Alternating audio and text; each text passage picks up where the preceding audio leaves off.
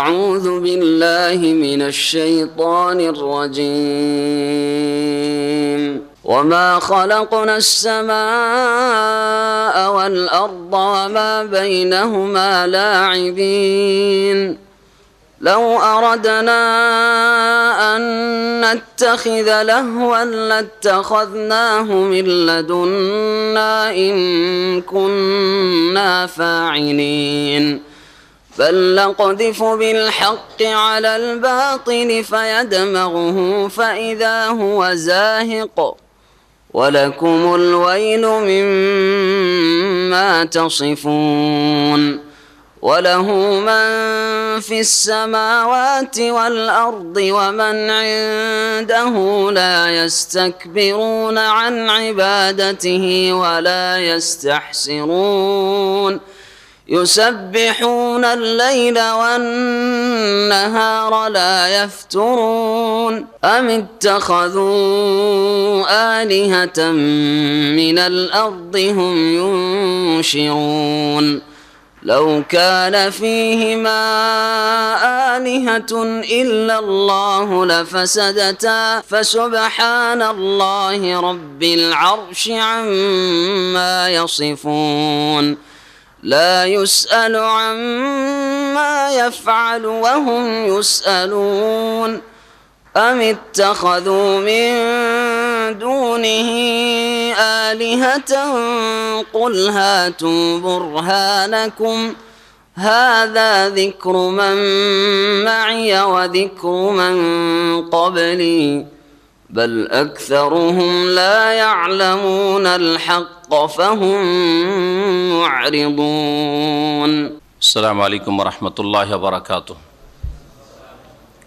بسم الله الرحمن الرحيم. الحمد لله رب العالمين والصلاة والسلام على سيد المرسلين نبينا محمد وعلى آله وصحبه أجمعين ومن تبعهم بإحسان إلى يوم الدين. أما بعد فأعوذ بالله من الشيطان الرجيم.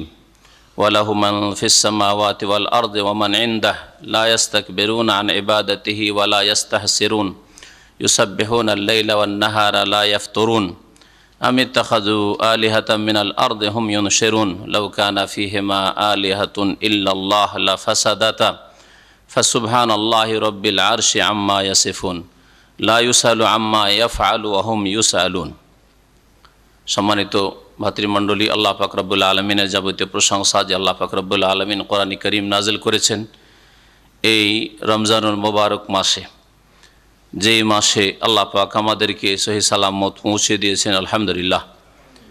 আল্লাহ পাক যেন এই রমজান মাসের হক আদায় করার তৌফিক দান করেন। রমজান মাসে আল্লাহ পাক রব্বুল আলমিনের ইবাদত বন্দেগীর ক্ষেত্রে যে করণীয় ফরজ ওয়াজিবাত রয়েছে, সুন্নাত মুস্তাহাব রয়েছে, আল্লাহ পাক আমাদের হেফাজতের তৌফিক দান করেন আর আমাদের পুরো জীবনের সংশোধন করার তৌফিক দান করেন। আল্লাহ পাক রব্বুল আলামিন যেন আমাদেরকে পাপমুক্ত জীবনযাপনের তৌফিক দান করেন। রমজান মাসে আল্লাহ পাক তাকওয়া অর্জনের তৌফিক দান করেন। সালাত এবং সালাম নাজিল হুকেন মুহাম্মদ রাসূলুল্লাহ সাল্লাল্লাহু আলাইহি ওয়াসাল্লামের উপর, যার প্রতি আল্লাহ পাক এই কোরআন কারীম নাজিল করেছেন আর যার মাধ্যমে আল্লাহ পাক আমাদেরকে হিদায়াত দান করেছেন। আলহামদুলিল্লাহ। আমাদের তাফসীর হবে সূরাতুল আম্বিয়ার আয়াত নম্বর 19 থেকে, আয়াত নম্বর 19 আর 20। এই দুটি আয়াতে আল্লাহ পাক মালায়েকার কথা উল্লেখ করেছেন। ফেরেশতা, মালায়েকা যারা আল্লাহ পাক রব্বুল আলামিনের বান্দা, আল্লাহ পাক রব্বুল আলামিনের ইবাদত বন্দি করেন, আল্লাহ পাকের তাসবিহ করেন এবং আল্লাহ পাকের ইবাদত বন্দিগিতে আদেশ নিষেধ পালনে কখনো ক্লান্ত পরিশ্রান্ত হন না, আর কখনো তাদের মধ্যে অলসতা বা শিথিলতাও আসে না। তারপরে তৌহিদের বিষয় আর তৌহিদ পরিপন্থী বিষয় যে শিরক, এসব বিষয়গুলি, যেসব শিরকে আরব মুশরিকরা, কাফেররা, মক্কার কোরাইশরা আর অন্যান্য আরব মুশরিকরা লিপ্ত ছিল, তাদের সম্পর্কে আল্লাহ পাক উল্লেখ করেছেন। আর আল্লাহ পাক আসমান জমিনে একাধিক ইলাহ বা একাধিক মাবুদ উপাস্য থাকলে কখনো আল্লাহর জমিনে, আল্লাহ পাকের আসমানে শান্তি কায়েম হতো না, বরং বিশৃঙ্খলা সৃষ্টি হয়ে যেত, আসমান জমিন ধ্বংস হয়ে যেত। কোনো এক সময় তো যুদ্ধ ঘটত, যেমন মানব জাতির ইতিহাসে বিভিন্ন শাসক থাকায় বিভিন্ন সময় যুদ্ধ বেঁধে থাকে, বিশৃঙ্খলা সৃষ্টি হয়ে থাকে, এক শাসক আর এক শাসকের ওপর হানা দিয়ে থাকে আর ক্ষয়ক্ষতি করে থাকে, তার তো কিছু দেখা যেত যদি একাধিক মাবুদ, একাধিক এলাহ উপাস্য, একাধিক আল্লাহ, একাধিক সৃষ্টিকর্তা, একাধিক রিজিক দাতা যদি থাকতো তাহলে তাই হতো। এটা স্পষ্ট প্রমাণ করে যে আল্লাহ এক ও একক, তার জাতে, সত্তায়, তার গুণাবলীতে, তার কাজে এবং তার ইবাদত বন্দিগিতে। আল্লাহ পাক ইরশাদ করেছেন ওয়ালাহু মান ফিস সামাওয়াতি ওয়াল আরদ, আর তাঁরই অর্থাৎ আল্লাহ পাকেরই, আল্লাহ পাকের মালিকানাধীন মান ফিস সামাওয়াতি ওয়াল আরদ, যারা আকাশসমূহে রয়েছে আর যারা পৃথিবীতে রয়েছে। আকাশে যারা রয়েছে মালায়েকা ফেরেশতা, তাদেরও মালিক আল্লাহ। ওয়াল আরদ, আর পৃথিবীতে যারা রয়েছে, জিন ইনসান রয়েছে, আর এছাড়াও আল্লাহ পাকের বহু মখলুকাত রয়েছে। ওমান ইনদাহু, আর আল্লাহ পাকের নিকটে যারা রয়েছে অর্থাৎ মালায়েকা ফেরেশতাগণ, এরা লা ইয়াস্তাকবিরুনা আন ইবাদাতিহি, তার ইবাদত বন্দেগীতে অহংকার প্রদর্শন করে না, তার ইবাদত বন্দেগী থেকে তারা বিমুখ হয় না।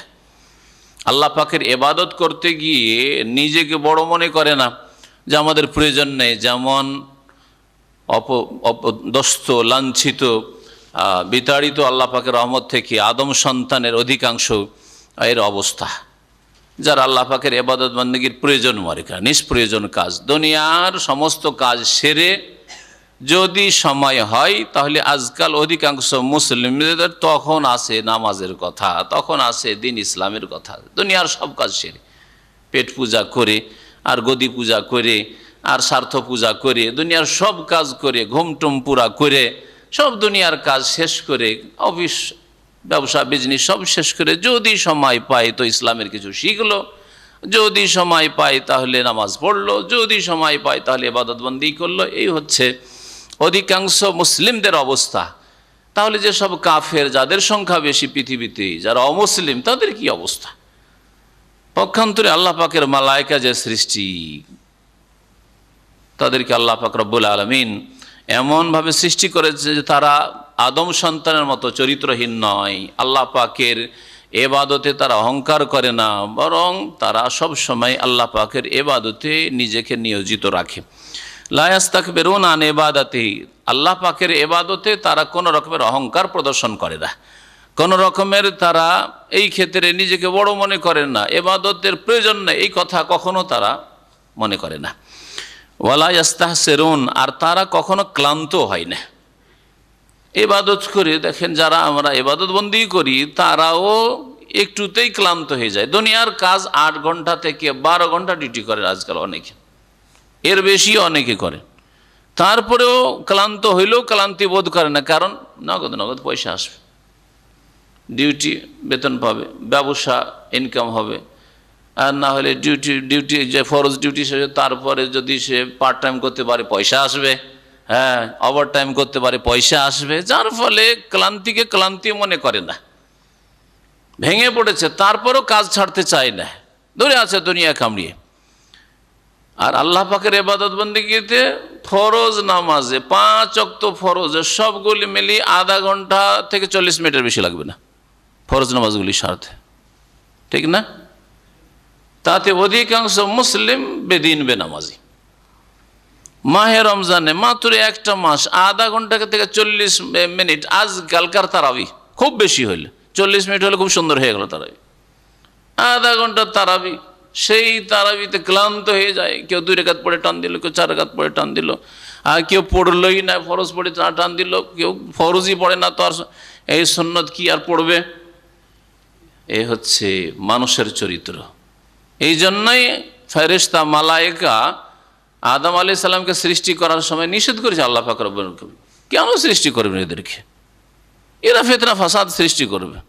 তো তাদের কথাতে অনেকটাই এই দিকগুলি রয়েছে, যদিও আল্লাহ পাক রব্বুল আলামিন তাদের চাইতে অধিক জ্ঞানী। ইন্নী আ'লামু মা লা তা'লামুন, আমি যা জানি তোমরা জানো না। ভালো দিকও রয়েছে, অল্প কিছু লোক হইলেও তুলনামূলক, আর যদি তুলনা করে দেখা যায় তো অল্প সংখ্যক মানুষ রয়েছে, আদম সন্তান রয়েছে, যারা সত্যিকারের কথা প্রমাণ করে দিয়েছে যে আদম সন্তান বা আদমকে সৃষ্টি করার প্রয়োজন ছিল। আল্লাহ পাক রব্বুল আলামিনের আদম সৃষ্টিতে অবশ্যই হিকমত রয়েছে, কিন্তু ফেরেশতাদের কথাও একেবারে ফেলে দেওয়ার নেই। দেখেন অধিকাংশ আজকাল মানুষের অবস্থা, অধিকাংশ মুসলিমদের অবস্থা দেখেন। ফেরেশতারা মালায়েকা ওয়ালা ইয়াস্তাহসিরুন, এরা কখনো ক্লান্ত হয় না আল্লাহ পাকের ইবাদত করে, সব সময় ইবাদত করেও ক্লান্ত হয় না। ইউসাব্বিহুনা আল-লাইলা ওয়ান-নাহার, আর রাত দিন 24 ঘন্টা সব সময়, রাত দিন মানে সব সময় সর্বদা আল্লাহ পাকের পবিত্রতা ঘোষণা করতে থাকে, তাসবিহ করতে থাকে, আল্লাহ পাকের গুণগান করতে থাকে। লা ইয়াফতুরুন, তারা কখনো শিথিল হয় না, কখনো তাতে অলস হয়ে যায় না, অলস হয়ে যায় না। আজকাল যারা দিনদার বলছেন, 5 ওয়াক্ত নামাজি, ধার্মিক বলছেন, দিনের দাওয়াতের কাজ করে, তারাও মাঝে মাঝে 2-4 দিন করলো অলস হয়ে গেল। মাশাআল্লাহ 6 মাস 1 বছর তো খুব নিয়মিত ইসলামিক সেন্টারে আসলো, শিখলো, আর তারপরে দেখা যায় খুঁজেই পাওয়া যায় না। ভাই কোথায়? ব্যস্ত ব্যস্ত, অনেক কাজ, ব্যস্ত। আর না হইলে হ্যাঁ হ্যাঁ হ্যাঁ হ্যাঁ একটু গাফিলিত হয়ে গেছে, মুখে জবানে তো খুব সুন্দর, গাফিলিত হয়ে গেছে, আসবো আসবো আসছি। সুবহানাল্লাহ। আর ফেরেশতা মালায়েকা লা ইয়াফতুরুন, কখনো তাদের মধ্যে শিথিলতা নেই, গাফিলতি নেই, অবহেলা তো নেই, অলস হন না তারা। লা ইয়াফতুরুন, আল্লাহ পাক রব্বুল তাদের এই গুণগুলি কোরআনে কারীমে বর্ণনা করেছেন। আল্লাহ পাক রব্বুল আলামিন সূরা তাহরিমে এই ফেরেশতাদের গুণাবলী বর্ণনা করতে গিয়ে আরো বলেছে লা ইয়াসুন আল্লাহ মা আমারাহুম, আল্লাহ পাকের যা নির্দেশ হয় তাতে কোনো রকমের নাফরমানি করেন না তারা। ওয়াফআলুনা মা ইউমারুন, আর যার আদেশ হয়, যার জন্য তার আদিষ্ট হয় তা করে ফেলে, সাথে সাথে করে ফেলে। আল্লাহ পাকের আদেশ হলেই প্রস্তুত হয়েছে কখন কোন কালে ইসরাফিল আলাইহিস সালামকে সিংহায় ফুঁক দিতে হবে। কিন্তু যেই দিন থেকে আল্লাহ পাক রব্বুল আলামিন ইসরাফিল আলাইহিস সালামের হাতেও সিংহা ধরিয়ে দিয়েছেন, হ্যাঁ সুবহানাল্লাহ, হাজার হাজার বছর চলে যাচ্ছে, ওই ধরে প্রস্তুত রয়েছে। নবী করিম সাল্লাল্লাহু আলাইহি সাল্লামের হাদিসে রয়েছে, প্রস্তুত হয়ে রয়েছে, রেডি হয়ে রয়েছে যে কখন যে হুকুম হয়ে যায় আল্লাহ পাকের। আর হুকুম হলে যাতে করে এক মুহূর্তের জন্য বিলম্ব না হয়, সাথে সাথে সিংহায় ফুঁক দিতে পারে, রেডি হয়ে রয়েছে। এ হচ্ছে আল্লাহ পাকের ইবাদত। আমিত্তাখাযু আলিহাতাম মিনাল আরদি হুম ইউনশিরুন, আল্লাহ পাক রব্বুল আলামিন কাফের মুশরিকদের সম্পর্কে বলছেন যে নাকি তারা এমন মাবুদ উপাস্য গ্রহণ করেছে। আলেহা এলাহনের বহু বচন, এলাহ মানে এক মাবুদ, আর আলেহা হচ্ছে অনেক মাবুদ, অনেক উপাস্য। তো তারা কি অনেক উপাস্য গ্রহণ করেছে মিনাল আরজে, পৃথিবী থেকে, আল্লাহকে বাদ দিয়ে। এলাহ, এলাহ মানে মাবুদ যার উপাসনা করা হয়, হক হইতে পারে বাতিল হইতে পারে। এলাহুল হক আল্লাহ পাক রব্বুল আলামিন, বার হক সত্য মাবুদ একমাত্র আল্লাহ পাক রব্বুল আলামিন। বাকি যত কিছুর ইবাদত হচ্ছে বা যে কারো ইবাদত হচ্ছে, কিছু হোক, আংশিক হোক অথবা অনেক অনেক হোক, তারা হচ্ছে সব বাতিল। সে সৎ হোক আর অসৎ হোক, অনেক মাবুদ রয়েছে মানে যাদের উপাসনা হচ্ছে ওরা সৎ লোক ছিল, কিন্তু তারপরও তাদের ইবাদত হচ্ছে বাতিল, তারা হচ্ছে বাতিল মাবুদ। কবর মাজার পূজা হচ্ছে, ওই লোকগুলি নেক লোক হয়তো ছিল, হ্যাঁ নেক লোক ছিল, তারা আলেম ওলামা ছিল, তারা পরেজগার লোক ছিল, তাদের পূজা হচ্ছে। সেই লোকগুলি নেক হওয়া সত্ত্বেও তাদের যে পূজা, তাদের কবর পাকা করা, তাদের কবর গম্বুজ করা, আর তাদের কবরে চাদর চড়ানো, ফুল চড়ানো, আর তাদের কবরে তোয়াফ করা, আর সেখানে গিয়ে অরুষ লাগানো, আর সেখানে গিয়ে ছেলে মেয়ে চাওয়া, রোগের আরোগ্য চাওয়া, আর এই আশা রাখা যে সেখানে গেলে খালি হাতে ফিরে আসে না, মানুষের মনস্কামনা পূরণ হয়, এসব হচ্ছে বাতিল। যালিকা বিআন্নাল্লাহা হুয়াল হক, শুনে রাখো যে আল্লাহ হচ্ছেন হক, সত্য মাবুদ। ওয়া আন্না মা ইয়াদুনা মিন দুনিহি, আল্লাহকে বাদ দিয়ে সেই যেসবকে মানুষরা ডেকে থাকে, যেসবের ইবাদত উপাসনা করে থাকে, সেগুলি হচ্ছে বাতিল। তারা সৎ হোক অথবা অসৎ হোক, বাতিল তাদের ইবাদত। তাদেরকেও আল্লাহ পাক আসামি করে কিয়ামতের দিন নিয়ে আসবেন, আর জিজ্ঞেস করবেন যে আনতা কুলতা লিন্নাস।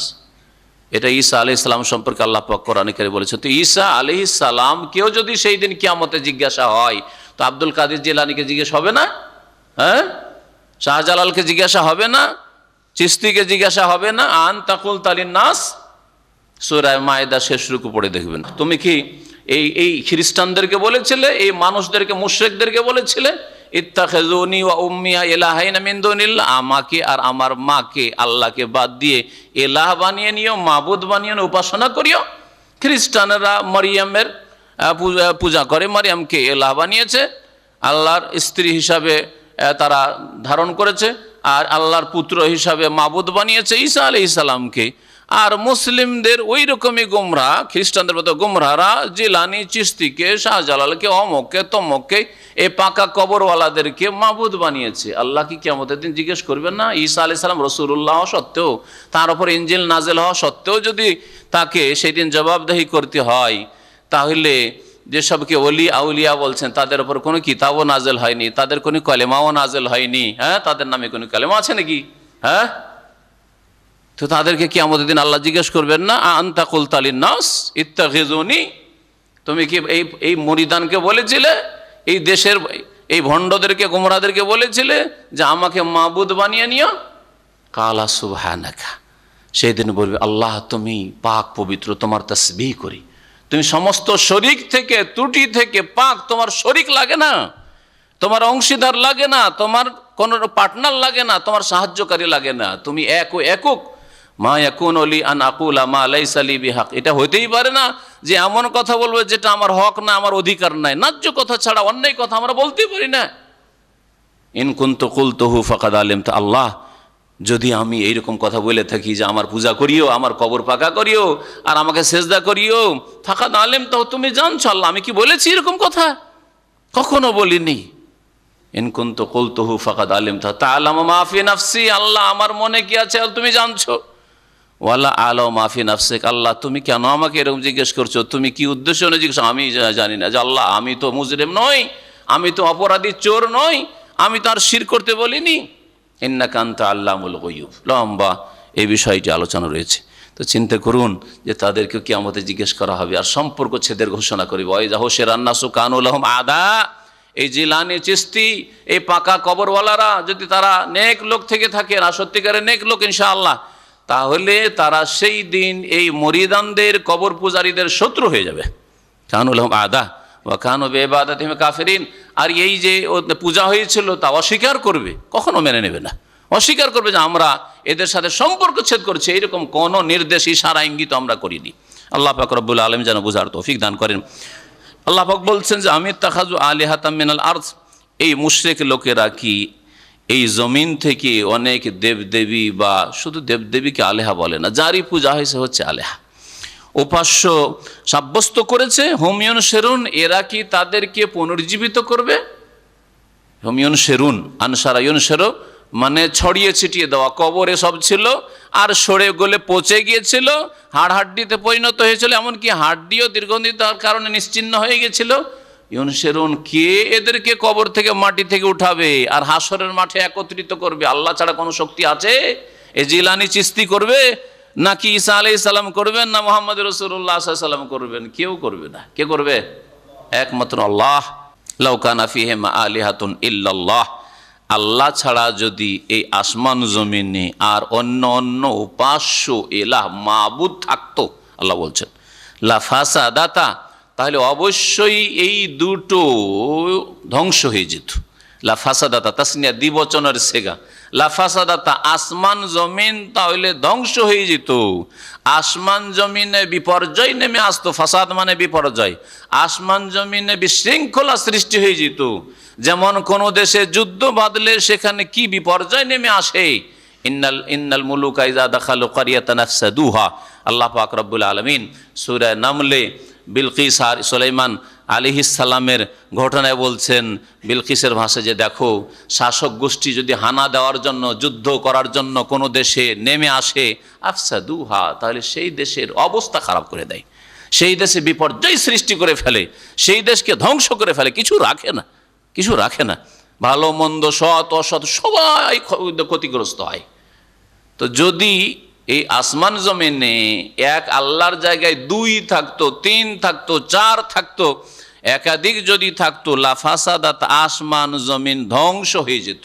কোনো একদিন তো যুদ্ধ লাগতো, কতদিন কম্প্রোমাইজ করে থাকে, 10 বছর 5 বছর চলে না, এক দেশের আরেক দেশের সাথে যুদ্ধ লেগে আছে, বিশ্বযুদ্ধ হয়ে গেল কত, তারপরে আরো কত যুদ্ধ, কত যে যুদ্ধ লেগে আছে। চিন্তা করুন তো দেখি, তো আসমান জমিনে এলাহাদের মধ্যে যুদ্ধ লাগতো না, দ্বন্দ্ব লাগতো না, দ্বন্দ্ব সৃষ্টি হইতো না? তখন যেমন ভাইয়ে ভাই হয়, ভাইয়ে ভাই অনেক দিন ধরে একসাথে থাকলেন, কত যে মহব্বত আর কত যে ভালোবাসা। ছোট ভাইদেরকে দেখেছেন যখন আপনার সব সামনে মানুষ, কখন আপনি কল্পনা করেন এই ভাইদের থেকে আমি কোনোদিন আলাদা, ঘরে চলে যাব, আলাদা হয়ে যাব। আর এটা কল্পনাও করেননি। আলাদা যদিও হয়তো সবাই হতে পারে, কিন্তু সম্পর্ক ছেদ হয়ে যাবে, শত্রু হয়ে যাবে, অথবা তার সাথে মনোমালিন্য হয়ে যাবে, তার সাথে সম্পর্ক খারাপ হয়ে যাবে, এই কথা কখনো কল্পনাতে আসেনি। বাল্য জীবনে কারো এসছে এরকম? কখনো কল্পনা আসেনি। কিন্তু এমন একটা সময় আসলো যে না, হয়তো খুব বেশি হলে যতদিন বিবাহ শাদী হয়নি বা 2-4টা ছেলে মেয়ে হয়নি, ততদিন পরে তো একসাথে থাকার চেষ্টা করলেন, কিন্তু না, হচ্ছে না।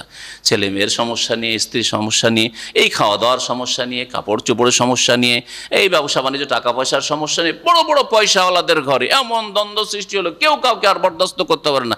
যা, তোর সাথে থাকবো না, তোর ঘরে থাকবো না, সব ছেড়ে ছুড়ে চললাম, আলাদা বাড়ি করলাম। বিশৃঙ্খলা সৃষ্টি হচ্ছে না? হচ্ছে না। পৃথক আলাদা আলাদা হচ্ছে কি হচ্ছে না? আল্লাহ পাক তাই বলেছেন এখানে, লা ফাসাদাতা। অন্য আয়াতে আল্লাহ পাক বলেছেন মাত্তাখাযাল্লাহু মিন ওয়ালাদ, আল্লাহ পাক কোনো সন্তানও গ্রহণ করেনি। ওমা কানা মাআহু মিন ইলাহ, আর আল্লাহর সাথে অন্য কোনো ইলাহ উপাস্য নেই, একটাও কেউ শরীক নেই।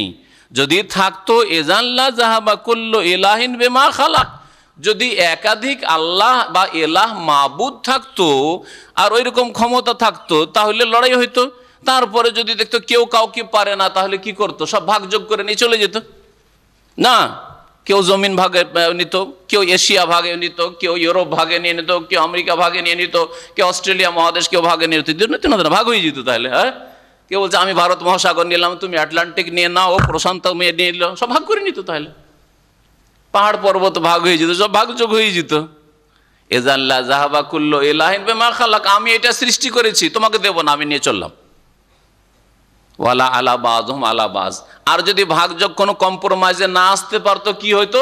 তাহলে একজন আরেকজনকে দমন করার চেষ্টা করতো, আর আরেকজনের উপরে চড়াও করে ওকে তাড়িয়ে দিত, ধ্বংস করে মেরে দিত, আর দিয়ে একা এলা হয়ে যেত।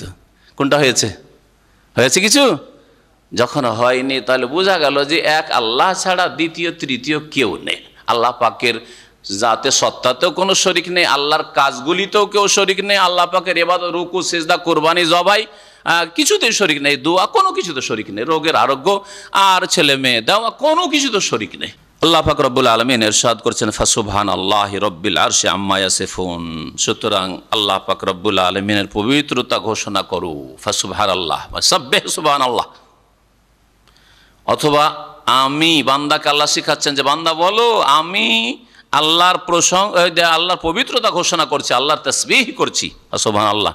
আল্লাহ পাক পাক পবিত্র, রব্বিল আরশ, যিনি আরশের অধিপতি, আরশের মালিক, আল্লাহ পাকের আরশ রয়েছে। আম্মা ইয়াসিফুন, তিনি হচ্ছেন পাক পবিত্র কি থেকে? আম্মা ইয়াসিফুন, যেসব কথা এরা আল্লাহ সম্পর্কে, আল্লাহ পাকের তৌহিদ সম্পর্কে, আল্লাহ পাকের দ্বীন সম্পর্কে ভুল কথা বলে থাকে, ভ্রান্ত কথা বলে, তার থেকে আল্লাহ পাক পাক পবিত্র। আম্মা ইয়াসিফুন মানে যা তারা বর্ণনা করে থাকে, যা বিবরণ পেশ করে থাকে যে আল্লাহর শরিক আছে, আল্লাহ পাক দায়িত্ব ভাগ করে দিয়েছেন মন্ত্রী মিনিস্টারদের মতো। এক দেশে যেমন আছে প্রধানমন্ত্রী, বিভিন্ন দফতর ভাগ করে দিয়েছেন, এইরকম এর 5 ভাই আছেন, দফতর ভাগ করে দিয়েছে, তুই এটা ব্যবসার হিসাব কিতাব রাখ, তুই জমি জায়গার হিসাব কিতাব রাখ, আর তুই বাড়ির একটু কেনাকাটা কর, বিভিন্ন ভাগ করে দিয়েছেন। তো এইরকম নয় আল্লাহর ক্ষেত্রে। সুবহানাল্লাহ, যেসব কথা আল্লাহ এরা মুশরিকরা বয়ান করে থাকে আল্লাহ সম্পর্কে, সেসব থেকে আল্লাহ পাক পাক পবিত্রতার পবিত্রতা ঘোষণা করছি, বা বান্দা তোমরা পবিত্রতা ঘোষণা করো।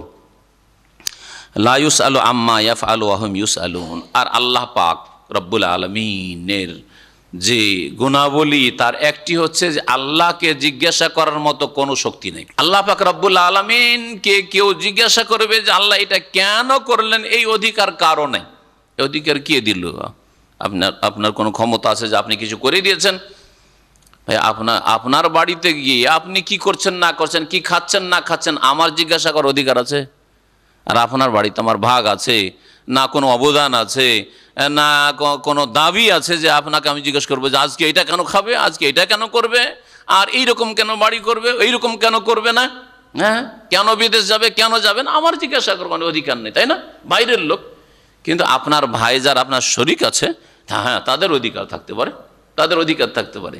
তো আল্লাহ পাক রব্বুল আলামিনের যেখানে সৃষ্টিতে, কাজে, গুণে, সিফাতে, আল্লাহ পাকের রুবুবিয়াতে, আল্লাহ পাকের ইবাদতে কোনো ক্ষেত্রে যখন শরিক নেই, তো আল্লাহকে জিজ্ঞাসা করার অধিকার কার যে আল্লাহ আজকে কেন বৃষ্টি, আজকে কেন বাতাস, আজকে কেন গরম, আজকে কেন ঠান্ডা, এই সময় শীত কেন এত বেশি, হ্যাঁ কেন ঝড় হইলো, কারো জিজ্ঞাসা করার অধিকার নেই, কারো জিজ্ঞাসা করার অধিকার নেই। দুনিয়াতেও জিজ্ঞাসা করার অধিকার নেই, আর হাসরের মাঠেও কারো জিজ্ঞাসা করার অধিকার নেই। আল্লাহ তুমি 5 ওয়াক্তই কেন ফরজ করলে, 3 কেন হইলো না, 10 কেন হইলো না, হ্যাঁ শুধু রমজানের রোজা এতটি কেন হইলো, জাকাতে 2.5% কেন হইলো, আর এগুলিতে কেন জাকাত হলো, ওইটাতে কেন হইলো না, ইত্যাদি ইত্যাদি। কারো জিজ্ঞাসা করার কোনো অধিকার নেই। আল্লাহ পাকের কাজের ক্ষেত্রে হোক অথবা আল্লাহ পাকের বিধানের ক্ষেত্রে হোক, লা ইউসআলু আম্মা ইয়াফআলু, আল্লাহ যা করছেন করেছেন অথবা করবেন তাতে তাকে জিজ্ঞাসা করার কেউ অধিকার রাখে না, তিনি জিজ্ঞাসিত হবেন না। ওয়াহুম ইউসআলুন, পক্ষান্তরে আল্লাহর সৃষ্টিকে জিজ্ঞাসা করা হবে, তাদেরকে জিজ্ঞেস করা হবে, আপনাকে জিজ্ঞেস করা হবে। কারণ আপনি এবং আপনার কাছে যা আছে তা কার? আল্লাহর। তো তার অধিকার আছে। আমি তোমার প্রাণ দিয়েছি, তোমাকে জিজ্ঞাসা অধিকার রাখি তুমি কেন তোমার প্রাণ নষ্ট করলে, আত্মহত্যা কেন করলে। আত্মহত্যা করা তোমার অধিকার নেই, আমি দিয়েছি তোমাকে, আমানত দিচ্ছি, কেন তুমি আত্মহত্যা করলে? তোমাকে আমি ব্রেন বুদ্ধি দিয়েছি, হ্যাঁ স্মৃতিশক্তি দিয়েছি, হ্যাঁ বোধ শক্তি দিয়েছি, তুমি কেন মদ খেলে? আল্লাহর জিজ্ঞাসা করার অধিকার আছে, কেন মদ খেলে তুমি? এইভাবে যে কোনো ক্ষেত্রে তোমাকে ধন সম্পদ দিয়েছি, কেন তুমি হারামে ব্যয় করলে, অন্যায়ের কাজে ব্যয় করলে? তোমার গায়ে শরীরে ক্ষমতা দিয়েছি, কেন জুলম অত্যাচার করলে? আল্লাহ জিজ্ঞাসা করার অধিকার আছে। ওহুম ইউসআলুন, আল্লাহ পাকের যুক্তিসঙ্গত অধিকার আছে। এমন নয় যে এইরকম যে একটা হুকুম হয়ে গেল বাস, না, বরং প্রত্যেকটি কথায় যুক্তি রয়েছে। আল্লাহ পাক যেহেতু আমাদেরকে সব কিছুই দিয়েছেন, সুতরাং সব কিছু যখন তার মালিকানাধীন, তার মালিকানা সম্পর্কে জিজ্ঞাসা করার অধিকার আছে। আমার জমিতে আমি জিজ্ঞাসা করতে পারি, হ্যাঁ যদি কাউকে চাষাবাদ করার জন্য দিই যে তুমি কেন ধান করবে, পাট কেন করবে না, হ্যাঁ তুমি এই ফসল কেন করবে, ওই ফসল কেন করবে না, জিজ্ঞাসা করার অধিকার আছে। এতেই যদি জিজ্ঞাসা করার অধিকার হয়, অথচ জমিনটা আসলে আমার না, ইন্নাল আরদা লিল্লাহ, কিন্তু আল্লাহ পাকের জমিন সত্যিকার অর্থে, তাতে যদি আপনার জিজ্ঞাসা করার অধিকার থাকে যে আমার জমি বলছেন, হ্যাঁ আমার ব্যবসা, কি করব না করবে সেটা আমার বিষয়, তুমি কেন এখানে দালালি করবে, তাহলে আল্লাহ পাকের জিজ্ঞাসা করার অধিকার রয়েছে বান্দাকে। পক্ষান্তরে আল্লাহ পাককে জিজ্ঞাসা করার অধিকার কারো নেই। আমিত্তাখাযু মিন দুনিহি আলিহা, নাকি তারা আল্লাহকে বাদ দিয়ে অনেক ইলাহ মাবুদ সাব্যস্ত করেছে। আর এটা কি কোনো যুগে ছিল? এর দলিল প্রমাণ নিয়ে এসো যে আদম আলাইহিস সালামের যুগে হিন্দু ধর্ম ছিল। আদম আলাইহিস সালামকে যখন সৃষ্টি করেন তখন খ্রিস্টান ধর্ম ছিল, তৃত্ববাদ ছিল, তাসলিস তৃত্ববাদ ছিল। হ্যাঁ, আদম আলাইহিস সালামের যুগে এই রকমের আকীদা ছিল যে আল্লাহর পুত্র হয়, ওজায়ের ঈসা আল্লাহর পুত্র হয়, এইরকম কোনো ধারণা ছিল? হ্যাঁ, কবর মাজার পূজা ছিল কোনো ধর্মে? মানব জাতির ইতিহাসে আল্লাহ পাক কোনো কিতাবে কবর মাজার পূজা নাজিল করেছেন? নিয়ে আসো। আল্লাহ পাক বলছেন কুল, হে নবী এদেরকে জানিয়ে দাও, মুশরিকদেরকে ঘোষণা করে দাও, হ্যাঁ তুবুর হা না কুম, তোমাদের দলিল প্রমাণ নিয়ে আসো, দলিল প্রমাণ নিয়ে আসো। তোমাদের দলিল প্রমাণ আছে যে শিরকের ধর্ম কখন আল্লাহ নাজিল করেছেন, কখন আল্লাহ পাক নাজিল করেননি। মানব জাতিকে আল্লাহ তৌহিদ নিয়ে পাঠিয়েছেন, আল্লাহর একত্ব নিয়ে পাঠিয়েছেন। আর মানব জাতি আল্লাহর আসমানি সিলেবাস বিধান মানবে, আসমানি সিলেবাস শুধু রাসূলের মাধ্যমে আসবে, আর কোনো মুরব্বি হুজুর কিবলা আর ইমামের মাধ্যমে নয়, রাসূলের মাধ্যমে আসবে। এই জন্য কালেমাতে দুটো অংশ রয়েছে, লা ইলাহা ইল্লাল্লাহর শাহাদাত দেওয়া, আল্লাহ পাকের ইবাদত বন্দেগী তৌহিদের শাহাদাত দেওয়া, আর শাহাদাত দেওয়া রিসালাতের, মুহাম্মদ সাল্লাল্লাহু আলাইহি ওয়াসাল্লাম শেষ রাসূল এসেছেন, মুহাম্মদ রাসূলুল্লাহ ওয়া আশহাদু আন্না মুহাম্মাদান আবদুহু ওয়া রাসূলুহু। আর যখন মূসা আলাইহিস সালাম ছিলেন, মূসা আলাইহিস সালামের রিসালাতের সাক্ষ্য প্রদান ছিল। যখন ঈসা আলাইহিস সালামের যুগ ছিল তখন ঈসা আলাইহিস সালামের রিসালাতের সাক্ষ্য প্রদান ছিল। তখনকার যুগে ওই নবীদের মাধ্যমে আল্লাহ পাকের বিধান জানতে হবে, এছাড়া আর কোনো মাধ্যম নেই। স্বপ্ন যুগে জেনে নেবেন, আর আল্লাহ পাক সরাসরি কারোর সাথে কথা বলবেন, কাশফ হয়ে যাবে, এলাম হয়ে যাবে, এগুলি ভণ্ডামি ধর্মের নামে, এগুলি হচ্ছে ভণ্ডামি ধর্মের নাম। এইরকম কোনো রাস্তা আল্লাহ পাকের আসমানি সিলেবাস আর জান্নাতে যাওয়ার জন্য কোনো কাজকর্ম আমল জানার আর কোনো সূত্র নেই। কোরআন এবং হাদিস যা এসেছে রাসূলুল্লাহ সাল্লাল্লাহু আলাইহি সাল্লামের ওপর ওহী হিসাবে, আল্লাহ পাক বলছেন যে ওদেরকে বলো যে দলিল নিয়ে আসুক যে আল্লাহ ছাড়া যদি কেউ আল্লাহর শরীক থাকে অন্য, তাহলে এর দলিল পেশ করুক। হাযা যিকরু মাম্মাইয়া, এই হচ্ছে উপদেশ ওই সব লোকদের যারা আমার সাথে রয়েছে। নবী মুহাম্মদ সাল্লাল্লাহু আলাইহি ওয়াসাল্লাম বলছেন যে হাযা যিকরু মান মাইয়া, এই হচ্ছে জিকির উপদেশ আমার সাথী সঙ্গীদের। মান মাইয়া, আমার সাথে যারা আছে মানে সাথী সঙ্গী আমার সাহাবী আবু বকর, ওমর, ওসমান, আলী আর আশারে মুবাশশির, আরও যে সাহাবীরা রয়েছে, সাহাবিয়াত রয়েছে, এদের উপদেশ, এটাই হচ্ছে সৎ লোকদের উপদেশ। ওয়া যিকরু মান কাবলি, আর আমার পূর্বে যেসব নবী রাসূল এসেছিলেন তাদেরও উপদেশ এটাই যে আল্লাহর সাথে কোনো শরীক নেই, এক আল্লাহই হচ্ছেন তার জাতে, সিফাতে, তার কাজে, তার ইবাদত বন্দেগীতে মাবুদ তিনি। বাল আকসারুহুম লা ইয়ালামুন আল হক, বরং তাদের অধিকাংশ লোক সত্যকে জানে না। অধিকাংশ লোক সত্য সম্পর্কে জাহেল, অজ্ঞ। অধিকাংশ গুমরাহির পিছনে কারণ হচ্ছে অজ্ঞতা, না জেনে ভুল করা। জনসাধারণের সংখ্যা বেশি, তাই না?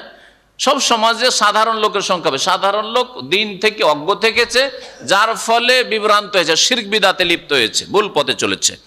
আর অল্প কিছু লোক যে পড়াশোনা আছে, ভুল পড়েছে, বিদাতি পড়া পড়েছে, শিরকি পড়া পড়েছে, এই বিদাতি মোল্লা সমাজ। এরা কোরআন এবং হাদিস তাদের কাছে জানা থাকলেও প্রত্যেকটার ক্ষেত্রে অন্তর বাঁকা। ফাম্মাল্লাযিনা ফি কুলুবিহিম যায়গুন ফায়াত্তাবিউনা মা তাশাবাহা মিনহু, অন্তরে বক্রতা, তখন যেখানে অস্পষ্টর পিছনে ছুটি, স্পষ্টকে বাদ দিয়ে, মুহকামকে বাদ দিয়ে মুতাশাবিহাতের পিছনে ছুটি, স্পষ্ট দলিল প্রমাণ আয়াতকে উপেক্ষা করে ছেড়ে দেয়, আর যেখানে সংশয় আছে সেখানে যায়। আল্লাহ পাক রব্বুল আলামিন বলছেন যে অধিকাংশ লোক হককে জানে না। সত্যকে যদি জানতো তাহলে তারা সত্য গ্রহণ করত। সত্য গ্রহণে বাধা, আমার একটা বক্তব্য আছে, বেশ কয়েকটা বাধা সেখানে উল্লেখ করেছি। এই বাধাগুলি থেকে যেই ব্যক্তি মুক্ত হইতে পারবে সে সত্যকে পেয়ে যাবে, হককে পেয়ে যাবে, আল্লাহ পাকের সত্য দিনকে পেয়ে যাবে, কোরআন এবং হাদিসের রাস্তা পেয়ে যাবে। সম্মানিত ভাতৃমণ্ডলী, আল্লাহ পাক রব্বুল আলামিনের দিন যে সত্য, এই সত্য গ্রহণে বিভিন্ন রকমের বাধার মধ্যে সবচেয়ে বড় বাধা হচ্ছে অজ্ঞতার বাধা। এই অজ্ঞতা দূর করা ফরজ। এই জনসাধারণকে যদি এই বিদাতি মোল্লারা যদি বিভ্রান্ত না করত, তাহলে জনসাধারণ সহজে কবুল করে নিত। কারণ এদের সামনে বাধা শুধু অজ্ঞতা, জানে না এই কথাটি বাধা, জেনে নিলে কবুল করে নিত।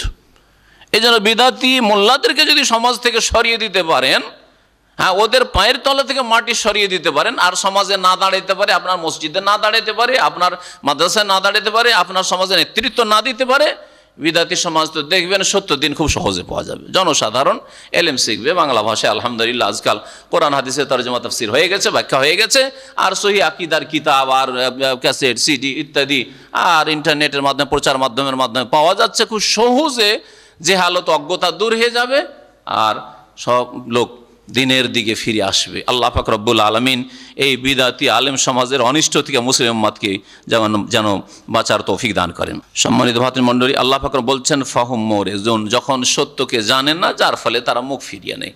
সত্যকে জানে না যার ফলে মুখ ফিরায়, যখন জানতে পারবে তখন সাদরে গ্রহণ করবে। এই কথা আপনি হাড়ে হাড়ে টের পাবেন। যেই ব্যক্তি শিরক বিদাতে লিপ্ত ছিল, যতদিন শিরক বিদাতে লিপ্ত ছিল, এত কট্টর ছিল, শুনবই না ওদের কথা, আরে পড়বই না ওদের কিতাব, পড়লে আর শুনলে ওর তাসির আছে, শোনাই যাবে না। কিন্তু যখন অজ্ঞতা দূর হয়ে গেল, কোরআন এবং হাদিসের কথা কানে পৌঁছে গেছে, একটু পড়তে লাগলো, একটু শুনতে লাগলো, কথা তো ঠিক রে, কথা তো আল্লাহ এবং রসুলের কথায়, হাদিসেরই কথা বলছে, আর দলিল প্রমাণ দিয়ে আয়াত, হাদিস, সহিহ না জয়ীফ সব কিছু দিয়ে বলছে, দলিল ছাড়া তো কথা বলে না। অজ্ঞতা দূর হতেই তখন এমনভাবে ঝাঁপিয়ে পড়ছে যে একেবারে পাগল সত্য কবুল করার জন্য এবং সত্যকে জানার জন্য। তো মানুষ মুখ কখন ফিরায়? যখন অজ্ঞ থাকে। আল্লাহ পাক রব্বুল আলামিন যেন আমাদের অজ্ঞতা দূর করে দেন এবং আমাদেরকে কোরআন এবং হাদিসের যেন সত্য জ্ঞান দান করেন, আর আল্লাহ পাক রব্বুল আলামিন সিরাতে মুস্তাকিমের দিকে যেন আমাদেরকে হিদায়াত দান করেন। আল্লাহ পাক তারপর ইরশাদ করেন, ওয়া আরসালনা মিন ক্বাবলিকা মিন রাসূলিন ইল্লা নূহি ইলাইহি, হে নবী তোমার পূর্বে যত রাসূল আমি প্রেরণ করেছি, ইল্লা নূহি ইলাইহি তাদের সকলকে আমি ওহী করেছি। ভাব অর্থ করলাম, আসলে শাব্দিক অর্থ আমা আরসালনা মিন ক্বাবলিকা মিন রাসূল, হে নবী তোমার পূর্বে এমন কোন রাসূল পাঠাইনি, ইল্লা, হ্যাঁ যাকেই পাঠিয়েছি তাকে ওহী করেছি। হ্যাঁ, যাকে পাঠিয়েছি কি করেছি? নূহি ইলাইহি ওহী করেছি। তাহলে রাসূলকে আল্লাহ ওহী করেছেন, আর কি ওহী করেছেন? যেটা প্রথম ওহী, যেটা মৌলিক বিষয়, যেটা আসল বিষয় সেটা হচ্ছে লা ইলাহা ইল্লা আনা, যে আমি ছাড়া আর কেউ সত্য মাবুদ নেই। কে ওহী করেছেন? আল্লাহ। আল্লাহ ওহী করেছেন লা ইলাহা ইল্লা আনা, মানে লা ইলাহা ইল্লাল্লাহ, ঠিক না? লা ইলাহা ইল্লাল্লাহ এটা সমস্ত নবী রসুলকে আল্লাহ ওহী করেছেন।